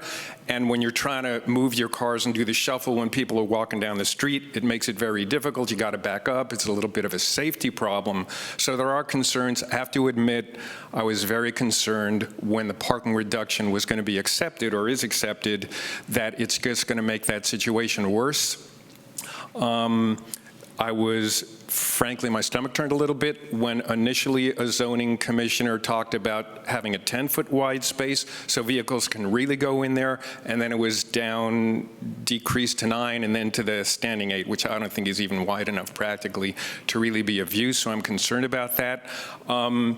I'm happy to know that I believe the Noda family owns over 40 properties, donated $1 million to UC Davis. I think that's really wonderful. I wish they would use their resources to even create a 3rd parking space as long as they're going to go subterranean and really make it wide and big enough going back so that it can really house all those cars, because with 5 or 6 more cars likely joining our street, it's going to make it even more congested, and the facts on the ground living there, it's already very tight. I think that's all I have to say. It's nothing personal. It's just about wanting to keep Nielsen Street the kind of congenial, free-flowing street that it has been. Thank you, or could be. Thank you. Are there any other speaker cards? Is there anyone else in the audience who wishes to speak on this item? Okay, then I will bring it back to council. Do we have comments? Could I ask a question before we get into comments? Could you address the concerns between what we heard from the appellant and what Mr. Donaldson said? There seems to be a little bit of confusion there. Just to clarify, with respect to the proposed Section D? Yeah, so I don't know if you have your staff report in front of you, but you'll see that section 2044-030, maintenance and alteration of non-conforming structures. The appellant had addressed sub-provisions A through C, and like Commissioner Donaldson said, it's actually provision D that applies to this project, which is non-conforming structures, additions and enlargements, which the key part is if such structure is used for residential purposes, it may be enlarged or extended. and then we can go into more detail if you need, and it's up on the projector too. Yeah. And it's on page 6. Mm-hmm. Any other questions, comments? Well, I just want to check in that our city attorney has no concerns. No, I've consulted with staff on this, and I think the staff and the Planning and Zoning Commission came up with a reasonable interpretation of the non-conforming use provisions that allow an expansion of this unit, provided that there's no additional lot coverage and no additional units created. Okay. Now, here's just a factual point. I thought I saw in the presentation that the garages were going to be 9 feet by 19 feet. Is that correct? That's correct. So the interior space would be 9 by 19. The actual garage door itself would be 8 foot wide. So there'll just be 6 inches on either side. Correct. Yeah. What do we know about, do the other houses on the block have garages? What do we know about that? Yeah, we can pull up the street view, but I'm sure there are some houses that have,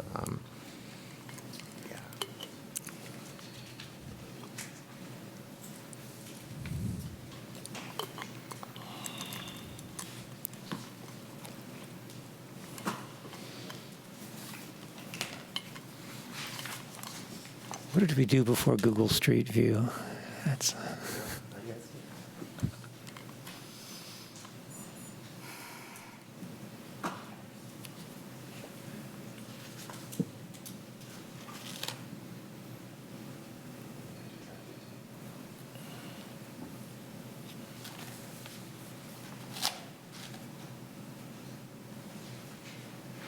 So I see some garages.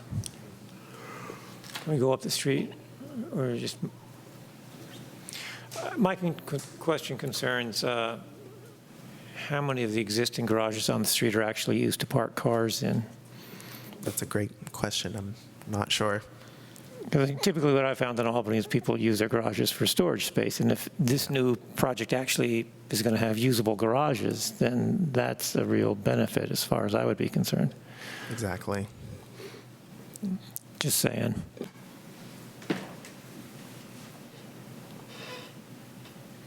Other questions or comments?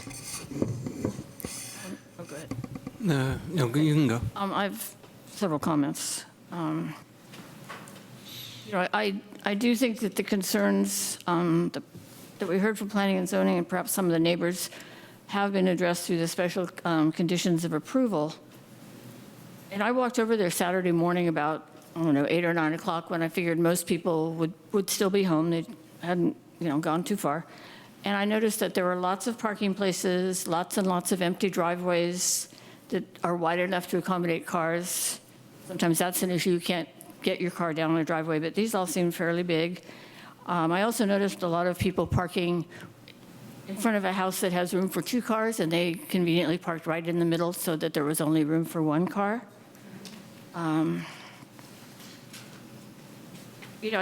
That street has always been the width that it is now. It didn't just shrink. And I noticed a lot of other properties have been remodeled. And I have to say, it's concerning to think that a new property owner is made to feel really unwelcome and is being punished basically for arriving later than other people did. And when what they're trying to do is upgrade a property that as I looked at it, I realized that it's been vacant a while and it needs a little tender loving care. And I think it's great that you're going to do this. I think the garages are going to be a real asset, get cars off the street. I see no reason not to move this forward. Councilmember Pilch? Yes, I'll second those thoughts. It looks like a well-done design, an attractive design. It seems like things will only change for the better with the improvement in the parking in the garages, so that we can have usable garage space. And since the number of units is not being increased, it seems like we're not making the situation any different from before in terms of parking. And I'll also note that car car ownership is trending downwards these days, so I feel like it's even less of a problem. Additionally, secure covered bike parking is a condition of approval, and that should also mitigate the number of cars represented by these units. So I think the staff and Planning and Zoning Commission did a great job, and I'm ready to move forward with upholding the Planning and Zoning Commission's approval. Any other comments? Sure, I'll make a couple, and I think there's going to be a bit of an echo up here tonight. But I would say, and looking at all the response from a lot of the neighbors, it was all around parking, I think, was the main concern. If this street was 20 feet wider, you would have the same number of parking places. So, how wide the street is doesn't determine parking. It's how many cuts there are in the curb, how many red zones might be there, how many maybe special parking for ADA conditions. So and then on top of that, we can't require applicants to be responsible for the parking. It's a consideration, but as Councilmember Pilch mentioned, I think this is one of those must-have requirements that I'm hoping is beginning to fade in Albany, because the future, I'm hopeful that we won't need as much. If we're really concerned about parking as the issue, we need to have that discussion about neighborhood parking permits. It could conceivably diminish the number of requirements and make a lot more sense of it. But as much as I've liked this idea, I don't think there's a lot of relish for that quite yet, but that may come along at some point. The other thing that I did pay a fair amount of attention to, or thought about quite a bit, was the FAR and how that was determined. I think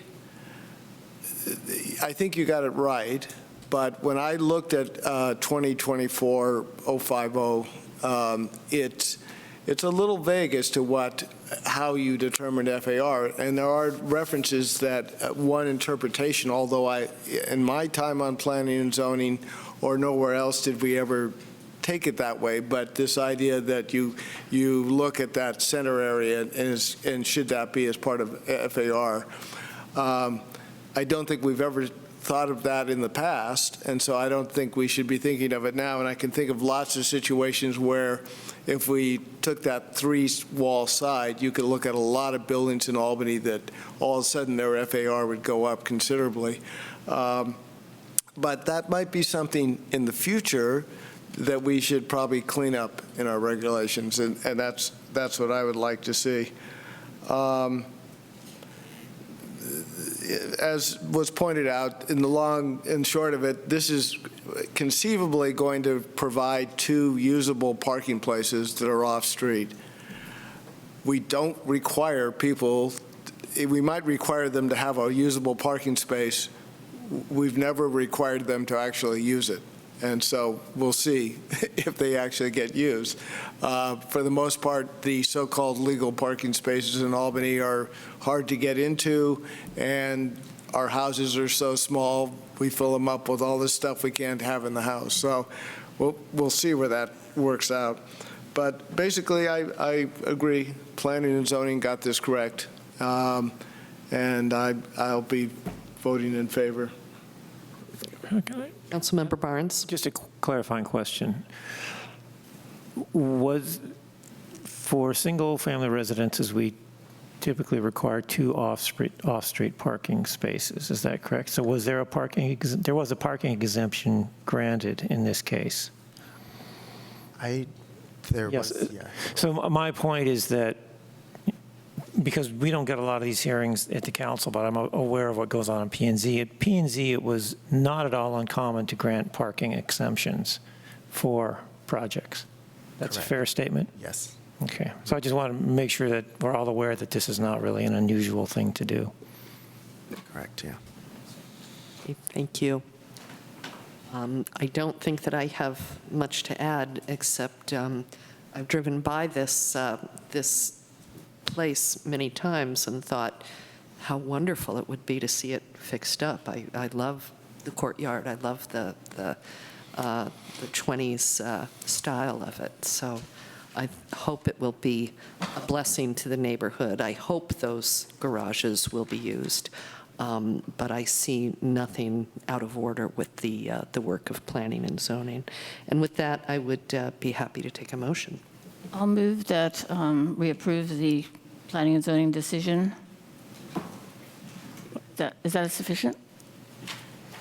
The recommended motion is to adopt resolution number 2019-54. Okay, I'm sorry. Upholding the Planning and Zoning I had my Commission. screen on the wrong part. Let me try again. I'll move we adopt resolution 2019-54, upholding the Planning and Zoning Commission decision, approving design review and parking reduction for 1115 Nielsen. And I'm happy to second. Is it actually 1111 to 1115? Or is one address enough? Should we get it right? Just the 1115 Nielsen. The parking exemption is only for 1115. Just want to make sure I get it right. You can provide all three addresses just to keep it simple. Okay, so let's go 1111 to 1115. Councilmember Barnes? Yes. Councilmember Moss? Yes. Councilmember Pilch? Yes. Vice Mayor McQuaid? Yes. Mayor Nason? Yes. The motion carries. Okay, so we turn to number 11, unfinished business. This item is the resolution number 2019-56, amending the City Council Rules of Procedure and Order and Policies. And we discussed this at our last meeting. We have a version of the resolution that was prepared by staff following the council's discussion that attempted to incorporate all of the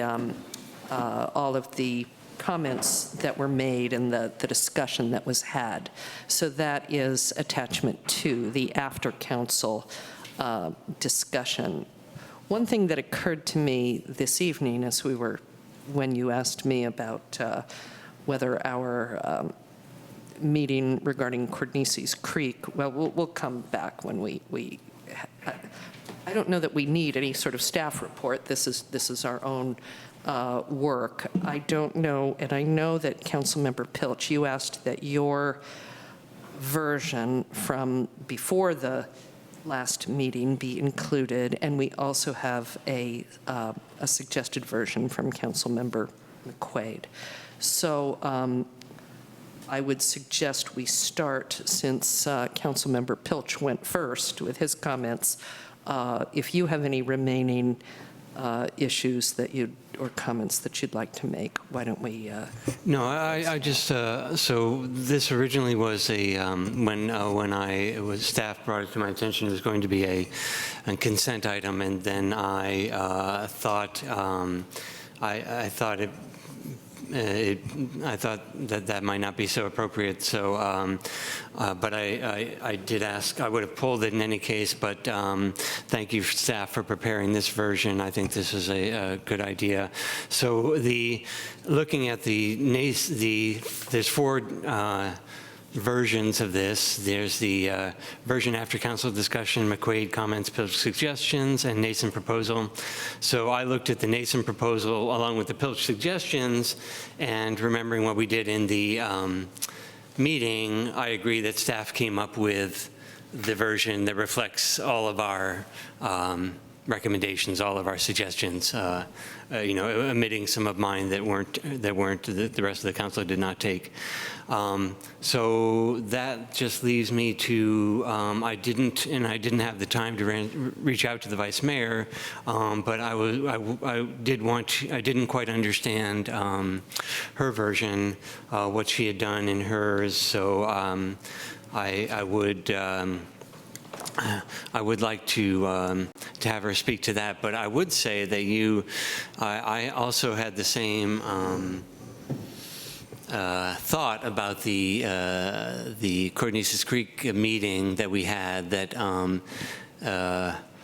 we might want to tweak this to incorporate that. But let's get back to let's the Vice hear Mayor's what comments. Vice Mayor McQuaid would like to say. Well, I think maybe to make it as tidy as we can, the city manager report, I think we all agree, works really well as a standalone number 8 item on whatever we come up with. You know, to give you maybe a little background, many years ago, and I'm not exactly sure when that would be, but many years ago, in a previous council, they actually took action to clean up the way council did reports, because at one point they were just kind of floating nebulously on the agenda. They weren't really listed anywhere, and they tended to come at the very end of the meeting when, like we have now, there's really no one here. And I think it is important for people to hear meetings the council attends, and I think it's even important for the public to know that, you know, the elected officials don't only sit up here twice a month and legislate, but we also attend events in the city such as 4th of July or a chamber mixer. The city's a member of the chamber. We're supporting our community, so it's a little broader than just formal meetings. So for that reason, I kind of liked the way that council had moved everything up to an earlier time in the agenda when they talked about whatever meetings they'd attended. Now, I think that maybe we could formalize it a little bit more with the way it is now, maybe a section for state or regional meetings. But you know, I'm not really sure. I think part of the problem is I'm not sure what problem we're trying to solve. So by moving everything around, I don't know that we've accomplished anything except to step back to a previous time. I like the idea of written reports, especially for longer reports, and putting links in makes a lot of sense. But I think if you can give a report on a meeting that you've attended in 2 or 3 sentences, I think that's also fine, and it doesn't always need to be a written report. I think that kind of covers that part. I was thinking as far as subcommittees go, having them sort of report quarterly seems to make some sense in some type of a rotation. You know, I was kind of thinking about this. The Altebate subcommittee meets next Tuesday, so we won't really be able to get that on an agenda until September, which is probably fine. But it just kind of gives you an idea that things don't always quite fit in the right little boxes. I think having people who represent us on regional bodies such as Berkeley, Albany Mental Health, to have them report at that time is also appropriate. And I think I'll stop there. I have some thoughts about agenda items, but that seems like another section. So maybe we could sort of talk about section 7 right now and then move down to 13 later. Does that make sense? Sure. Okay. Yeah. So let me address the issue that kind of prompted me to want to do this. There were a few things. One is a very common problem with deliberative bodies, that they come up against something challenging or that takes a lot of work to do outside of the chambers, so they appoint a subcommittee, and then perhaps the subcommittee doesn't meet or the subcommittee doesn't report. So I really like the idea of having the subcommittees that exist be listed. It's also a transparency thing for the public. They can see what subcommittees we have, and they know if they have questions in those areas, who to direct their questions to. I hear you about quarterly reports, but I think that I'd like to try just having 1 or 2 subcommittee reports at each meeting. We had the I think you misinterpreted what I didn't explain it well, obviously. What I was thinking, if they were quarterly, then there'd be like 1 at each meeting, and we'd sort of rotate through. Yeah, which is essentially what we've already sort of started. We've kind of begun. We had the bulb subcommittee last time. We had the inclusivity. Right. This time we'll have. I didn't mean it'll be on the same night. Okay, I hear you. I didn't make clear. Okay. So the other concern, so one is the subcommittees, and that was Councilmember Pilch actually kind of brought that forward also. The other issue to me is that I think a lot of our residents probably don't even realize that we are appointed to these various bodies that do pretty significant things. It's on our website, but it's not, it's something that we look at once each year or two, what are these committees and who serves on them. And I think that because we are conducting official business. When I went to the hearing at the Waste Management Authority, I voted on the ordinance, and that was by decision of the council that I go and I vote. So I see that as having a higher level of responsibility and accountability to report than whether I went to the 4th of July or whatever else I might have done. I do agree, and I think that the question that Councilmember Pilch asked a little while ago about regional, it's not really about this being regional, but it's about our being appointive. So, and I would suggest a change in that language so that rather than saying representation of Albany at state and regional meetings, perhaps say council member reports on appointive representation of Albany, because it even includes like the pension board, which is purely Albany. JPA is perhaps something less than regional in scope. So I hope that makes it clearer. I think the clearest thing is to have what Nicole and Isabel did with this agenda, which is to list all of these bodies and who serves on them. And again, I think that contributes to transparency. So are we thinking that this listing of all these bodies, that part of today's agenda will be on every future agenda? Yes, it would be recurring, so that a citizen who does not read our agendas on a consistent basis, when they pick up the agenda, they will see that we participate in these bodies and who the representatives are to those bodies. Okay, I like that part, and I like the idea that we there is this transparency aspect of this, that we are doing other things if you're appointed to one of these committees. But the thought did occur to me, and this is kind of might be taking it back to the old school way of looking at this. When we have a meeting, sometimes we have a lot of stuff in that meeting that we have to get through, and there'll be people in the audience who I think for the most part don't really care about these agenda meetings, like the people on Nielsen Street who might have an opinion about whether or not this project should go forward, as for example. And they have to sit through us reporting on all this other stuff, which I think it's important for people to know, but my guess is that the people the most interested in this are the 5 of us up here, and maybe not the people waiting for their particular item that they're going to have to sit here for a couple hours because they don't quite understand how this all works.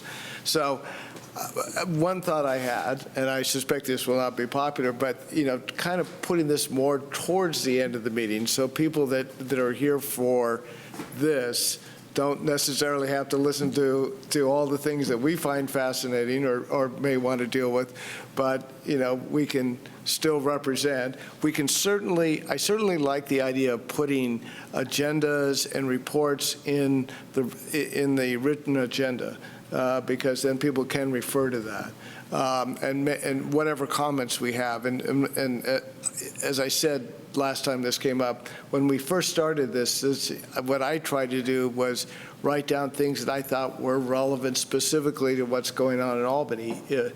And as you're finding out, being on the Transportation Commission and other things, a lot of what they do may or may not be very relevant to Albany. So, and trying to kind of concentrate on that. Yes. So, but with this idea that you can get an agenda and you can push on something that'll take you somewhere else to a report or to a staff report or some data, we could do the same thing with past agendas of meetings that we've been to, and those could be added. But it may, I just think that it kind of slows up the flow of a meeting that we stop and then we all give our reports of whatever we've been doing, when I think a lot of people would just like us to get on with it, and then if they're interested in this information, they could either go online and get it or stay to the end and listen to what we're having to say. I think what you say is particularly points out the usefulness of doing it in writing, because then it's there for the people who care about it. It's there for the council to be able to ask questions of each other if we do have questions, and it's there for the person in the future who's looking back and saying, well, what happened? How did we get here? And then they can find those. But the reality is we won't always do written reports. People get busy, or I've been to meetings the day of the council meeting, and there's just not time to do it. So we do what we can, and we do try to keep it. I think we should keep our oral reports brief, but I'd still prioritize this over the I went to this, I went to that kind of reports. Well, so I think we have done a pretty good job of doing things in writing when we can, and giving fairly brief reports, and I don't think it takes up a lot of time at the beginning of the meeting. And I can't be sure if the people out there are appreciating hearing it or not, but I actually would like them to hear it. I actually think it's important for them to hear that we are doing the city's business outside of the city as well, that's part of our job. And I believe that they do take away information. They do take, they gain something from hearing that. So I agree with I think all of the mayor's ideas here, and but I thought what you were trying to do was slightly different. I thought you were trying to separate the governmental functions from the kind of optional non-governmental functions. I mean, the attendance at a rally where no city business is being conducted, or not a rally, or an event where no city business is being conducted. I thought you were making the distinction between that and any time city business is being conducted. So that. Yeah, and there are ones that are kind of gray. What this does, though, is by listing, it takes the grayness out. It just says these are the ones. At this point in the agenda, we report on these items. And that makes it a little, to me at least, makes it kind of resolves that ambiguity. Yeah, well, I'm fine going forward with what we have now. But. What if we add, we have 7-1 or some subcommittees, 7-2 are city council regional bodies. What if we add 7-3 other local events or something like that? And just. So you want to move that up? So I want to leave it where it At is. the end of the agenda. Okay, I'm fine with that.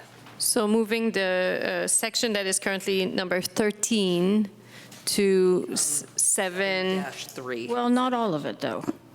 I think the only part that's going to change is simply, maybe community meetings and activities, or I'm not exactly sure, but I want to leave the agenda piece on 13. I don't want, well, my thought is to leave the agenda part at 13. Well, I put the agenda part, talking about future agendas, as number 14. Okay, could be 14. I think an argument could be made that future agenda items is something of interest, but I don't know. I'm perfectly happy with moving. Yeah, I see it's what my proposal has as number 13 and making that 7-3, and then and that has the logic of putting all the meetings together, and we don't break them up. Okay. So that be. We should all commit to be doing as much as we can in writing, and when we're not in writing, we're brief. And I think if you attend a meeting that it's too late to get it on the agenda, it's okay to say, you know, I attended Waste Management this afternoon, the written report will be on the next agenda. Yeah. I mean, I've certainly done that.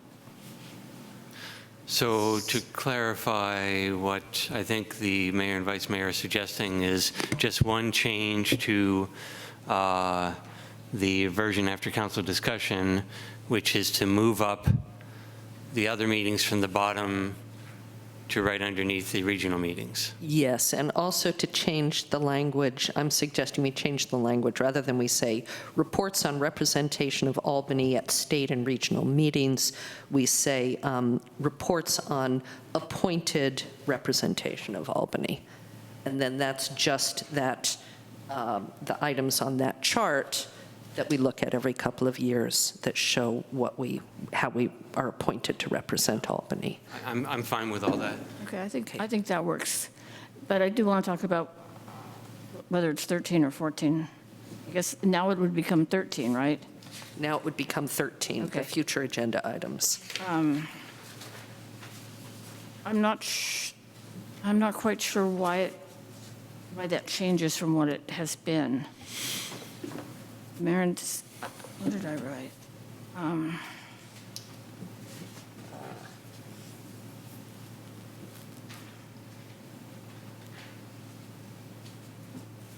sorry, I don't have it in front of me.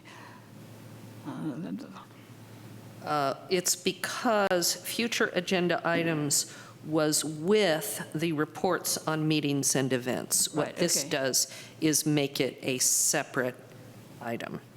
So currently, I believe it's other business, announcement of events, future agenda items.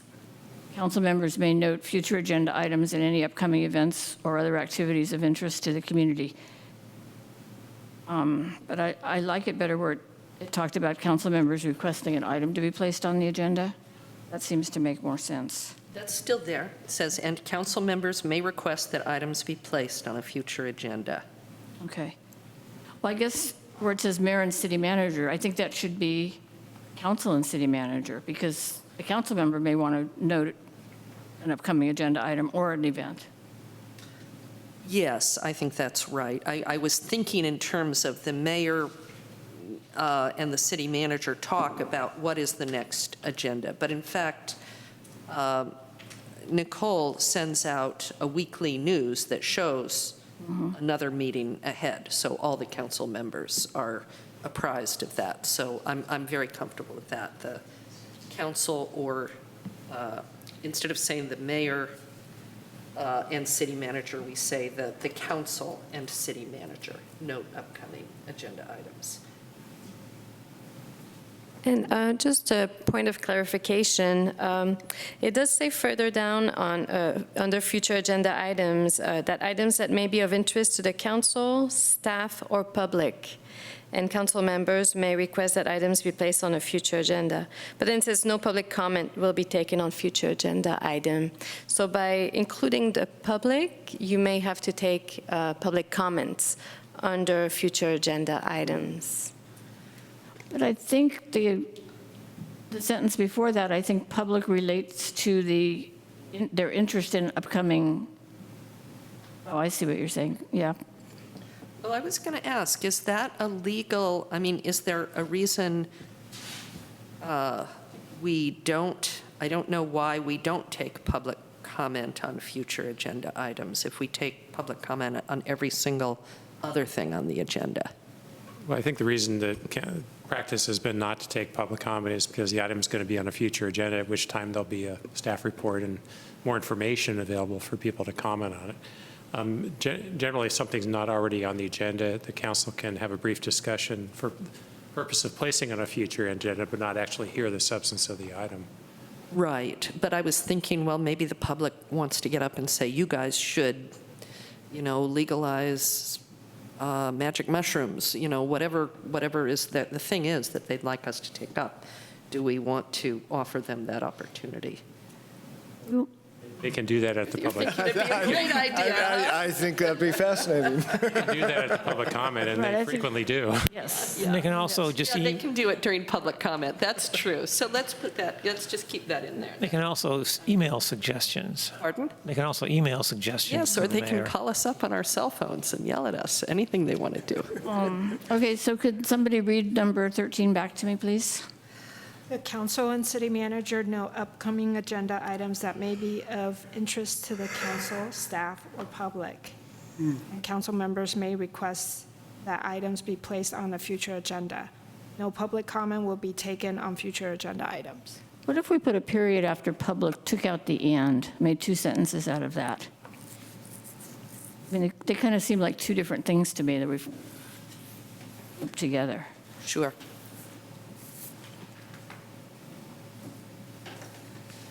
Okay. Do we have a package we're all comfortable with? And remember, we can change this. If it doesn't work, we change it. But let's see if it's helpful. Okay, so we've got 7 has 1, 2, and 3, and we've made those changes to 13. Mm-hmm. That looks fine to me. Okay. Do I hear a motion? I'll move we amend the council rules of procedure and order. Do you want all of it read?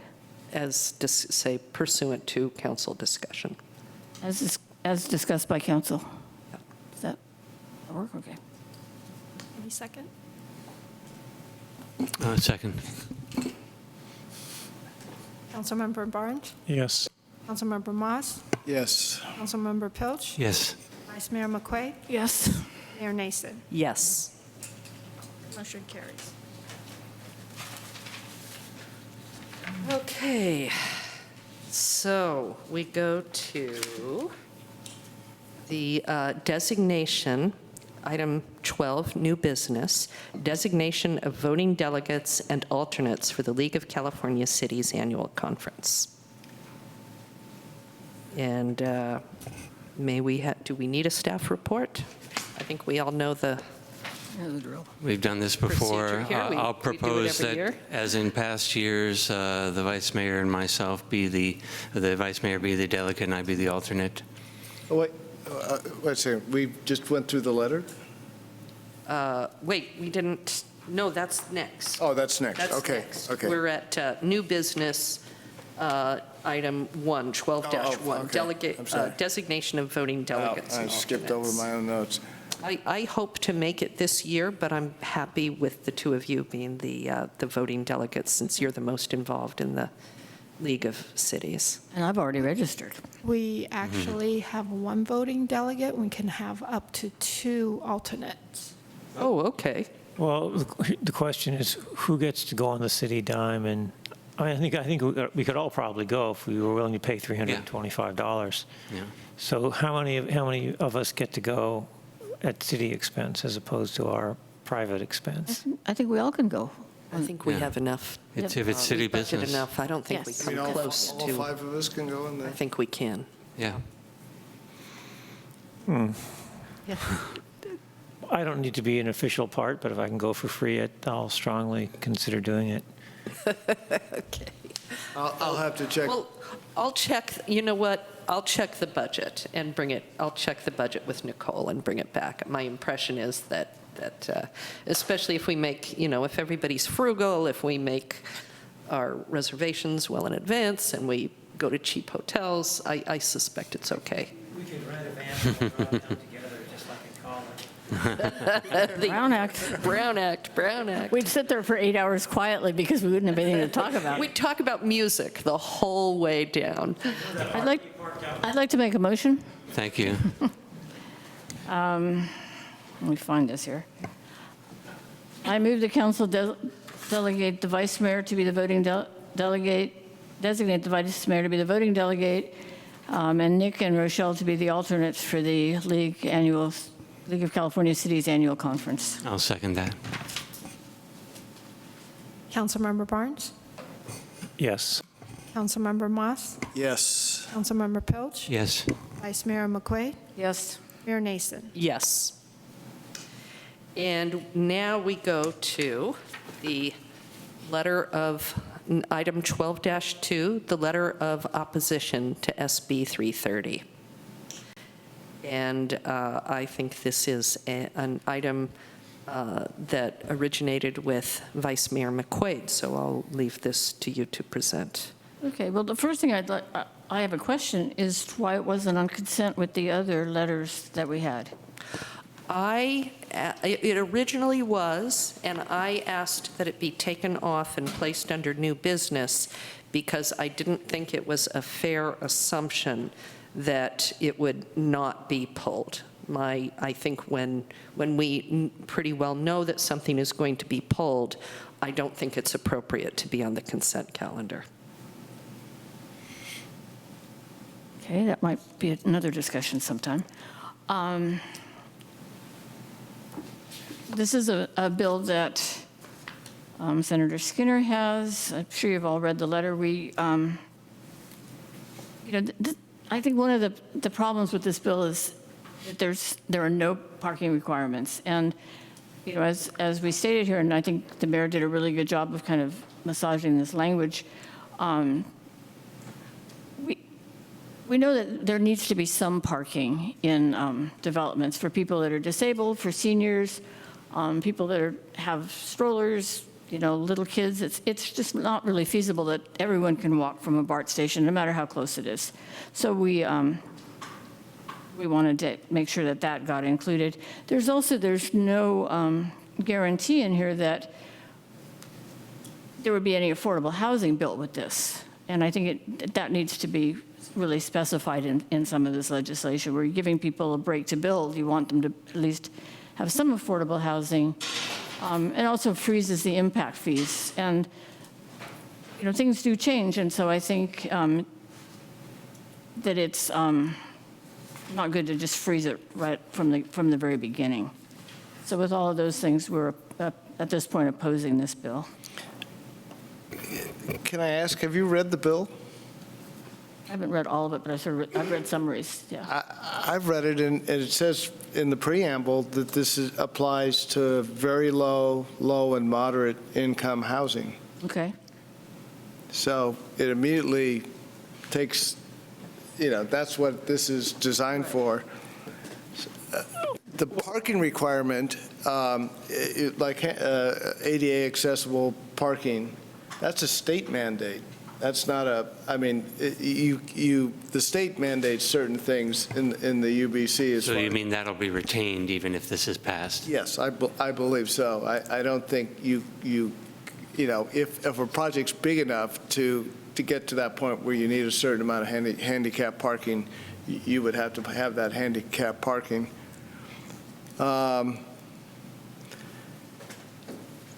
And the question I had was, when did we first write a letter opposing this? We did? We haven't.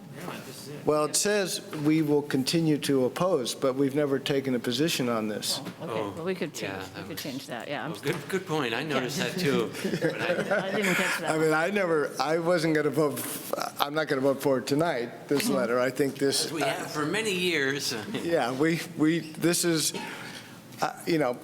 okay, my own sense of this bill is there are things I don't like about it, but for the most part, I think this is a much lighter bill in many ways than SB 50.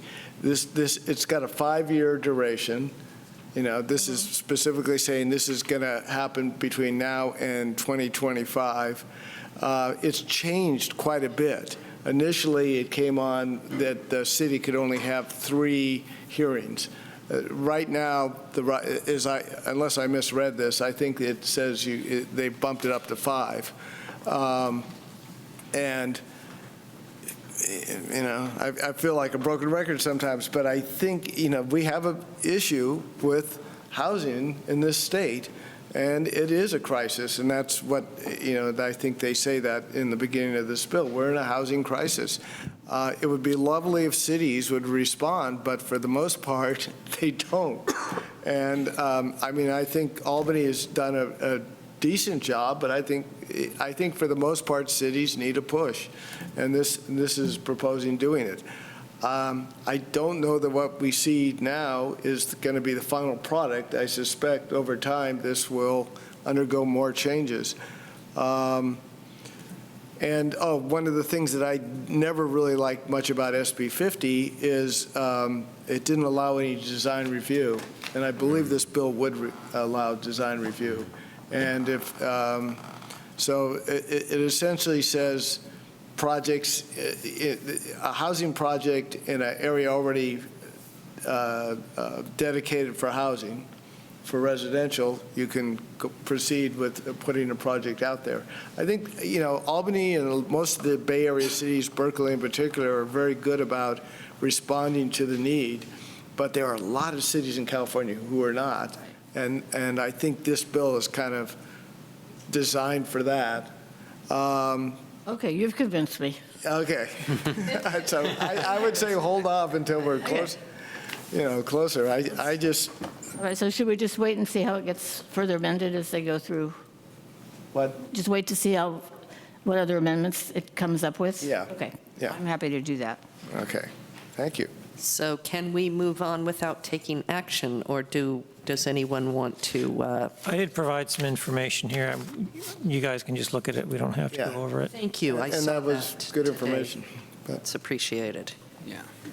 Okay, so now it is time for the reports, what will be 7-3 in the future, but tonight is 13-1. Who would like to kick this off? You have, there is... Councilmember Pilch? Well, sure, but we do have items under 13. Should we go through those first, or? Not necessary. No. Okay. Those are just to accompany my reports. Okay, well, very good. I'll just mention that the mayor and I were asked to attend a meeting in Berkeley about the Cordnesis Creek foam spill due to the putting out of the fire in Berkeley, where the foam flowed through the drainage grates down to the creek. I think we were both asked because we had both sent correspondence to Berkeley, or I'd sent correspondence to Berkeley City Council members expressing my dismay about this and hoping that we could all work forward to better procedures in the future to prevent this from happening. So the mayor and I attended. I think there were a lot of good suggestions for changing Berkeley's procedures. It seemed like there was a lot of room for improvement there, and so I was glad to hear that discussion get underway. I made the point that Albany has done a lot to care for the creek. In fact, we've been the lead agency in a lot of these, at least in this lower part, in a lot of these creek restoration efforts. So we care deeply about what happens to the creek, and so did many other members who attended that. So did many other people who attended that meeting, and that's my summary of that meeting.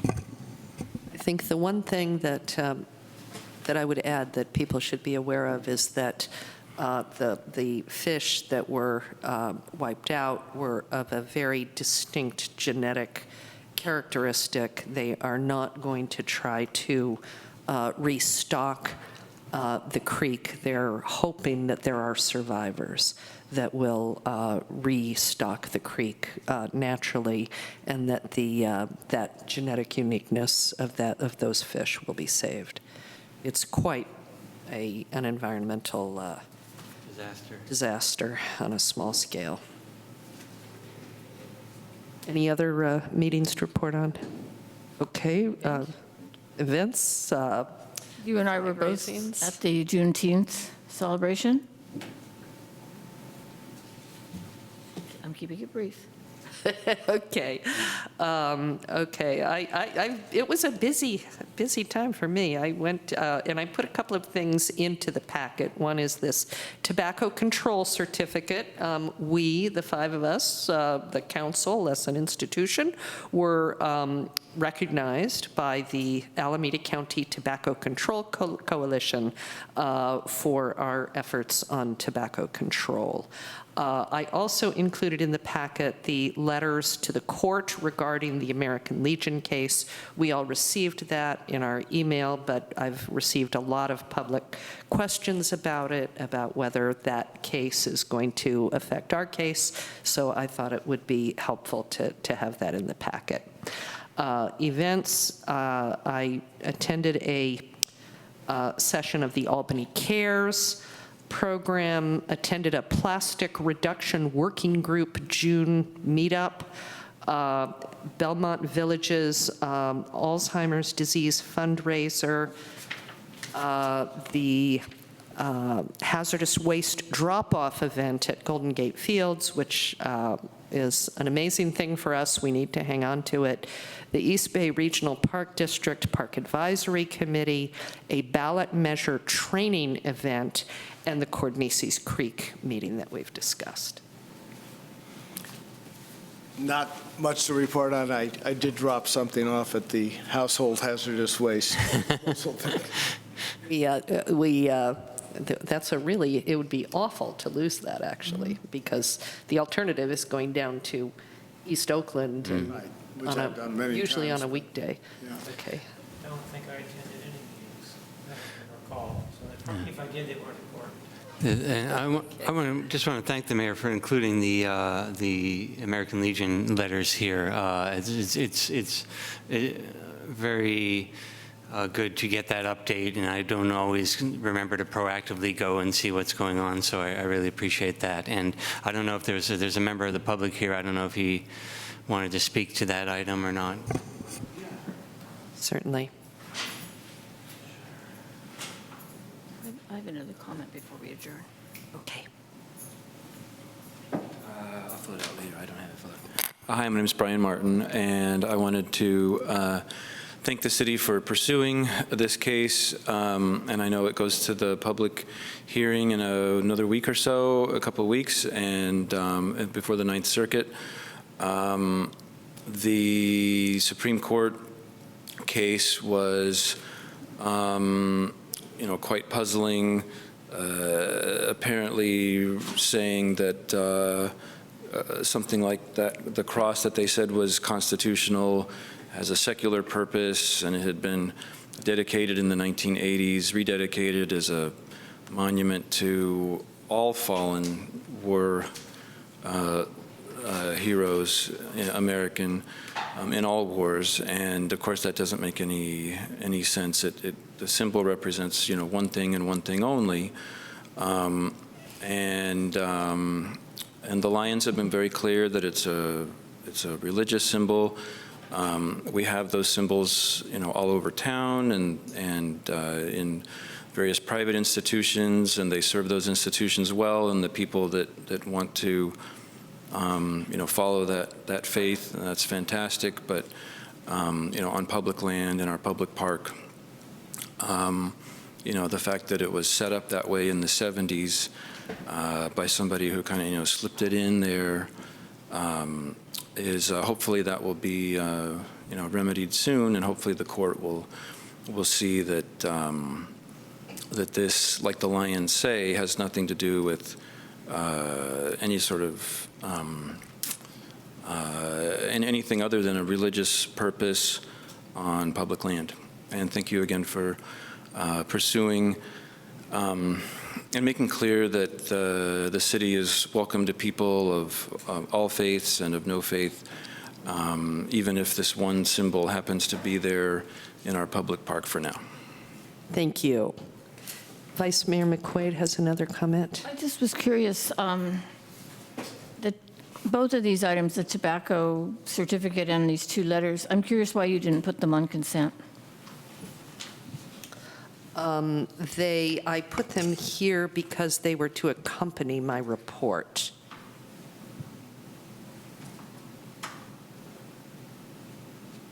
They're not, the consent, as I understand the consent, we can discuss this another, perhaps put it on an agenda, a future agenda, but my understanding of the consent calendar is it's things that the preparers of the agenda expect to be non-controversial and routine and approved without discussion.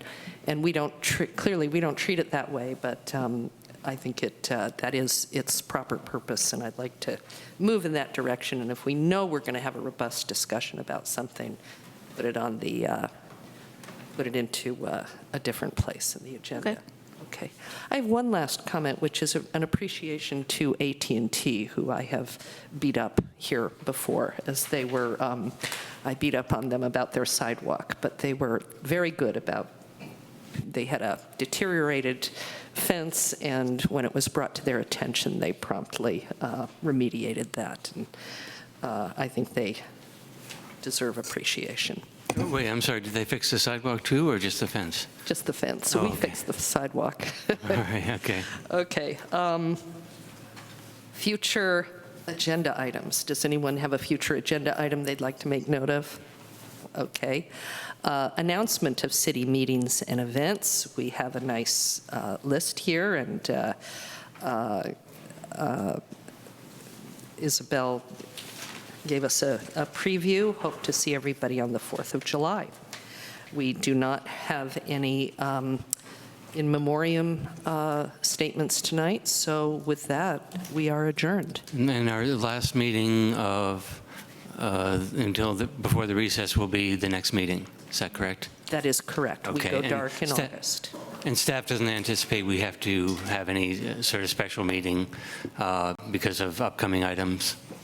I'd have to check the calendar, but to my knowledge, right now, I don't think so. But I can't promise. I really have to look at the calendar. Okay. We'll definitely make sure that we all know that before July 15th. Okay, great. Thank you. Thank you. And with that, we are adjourned.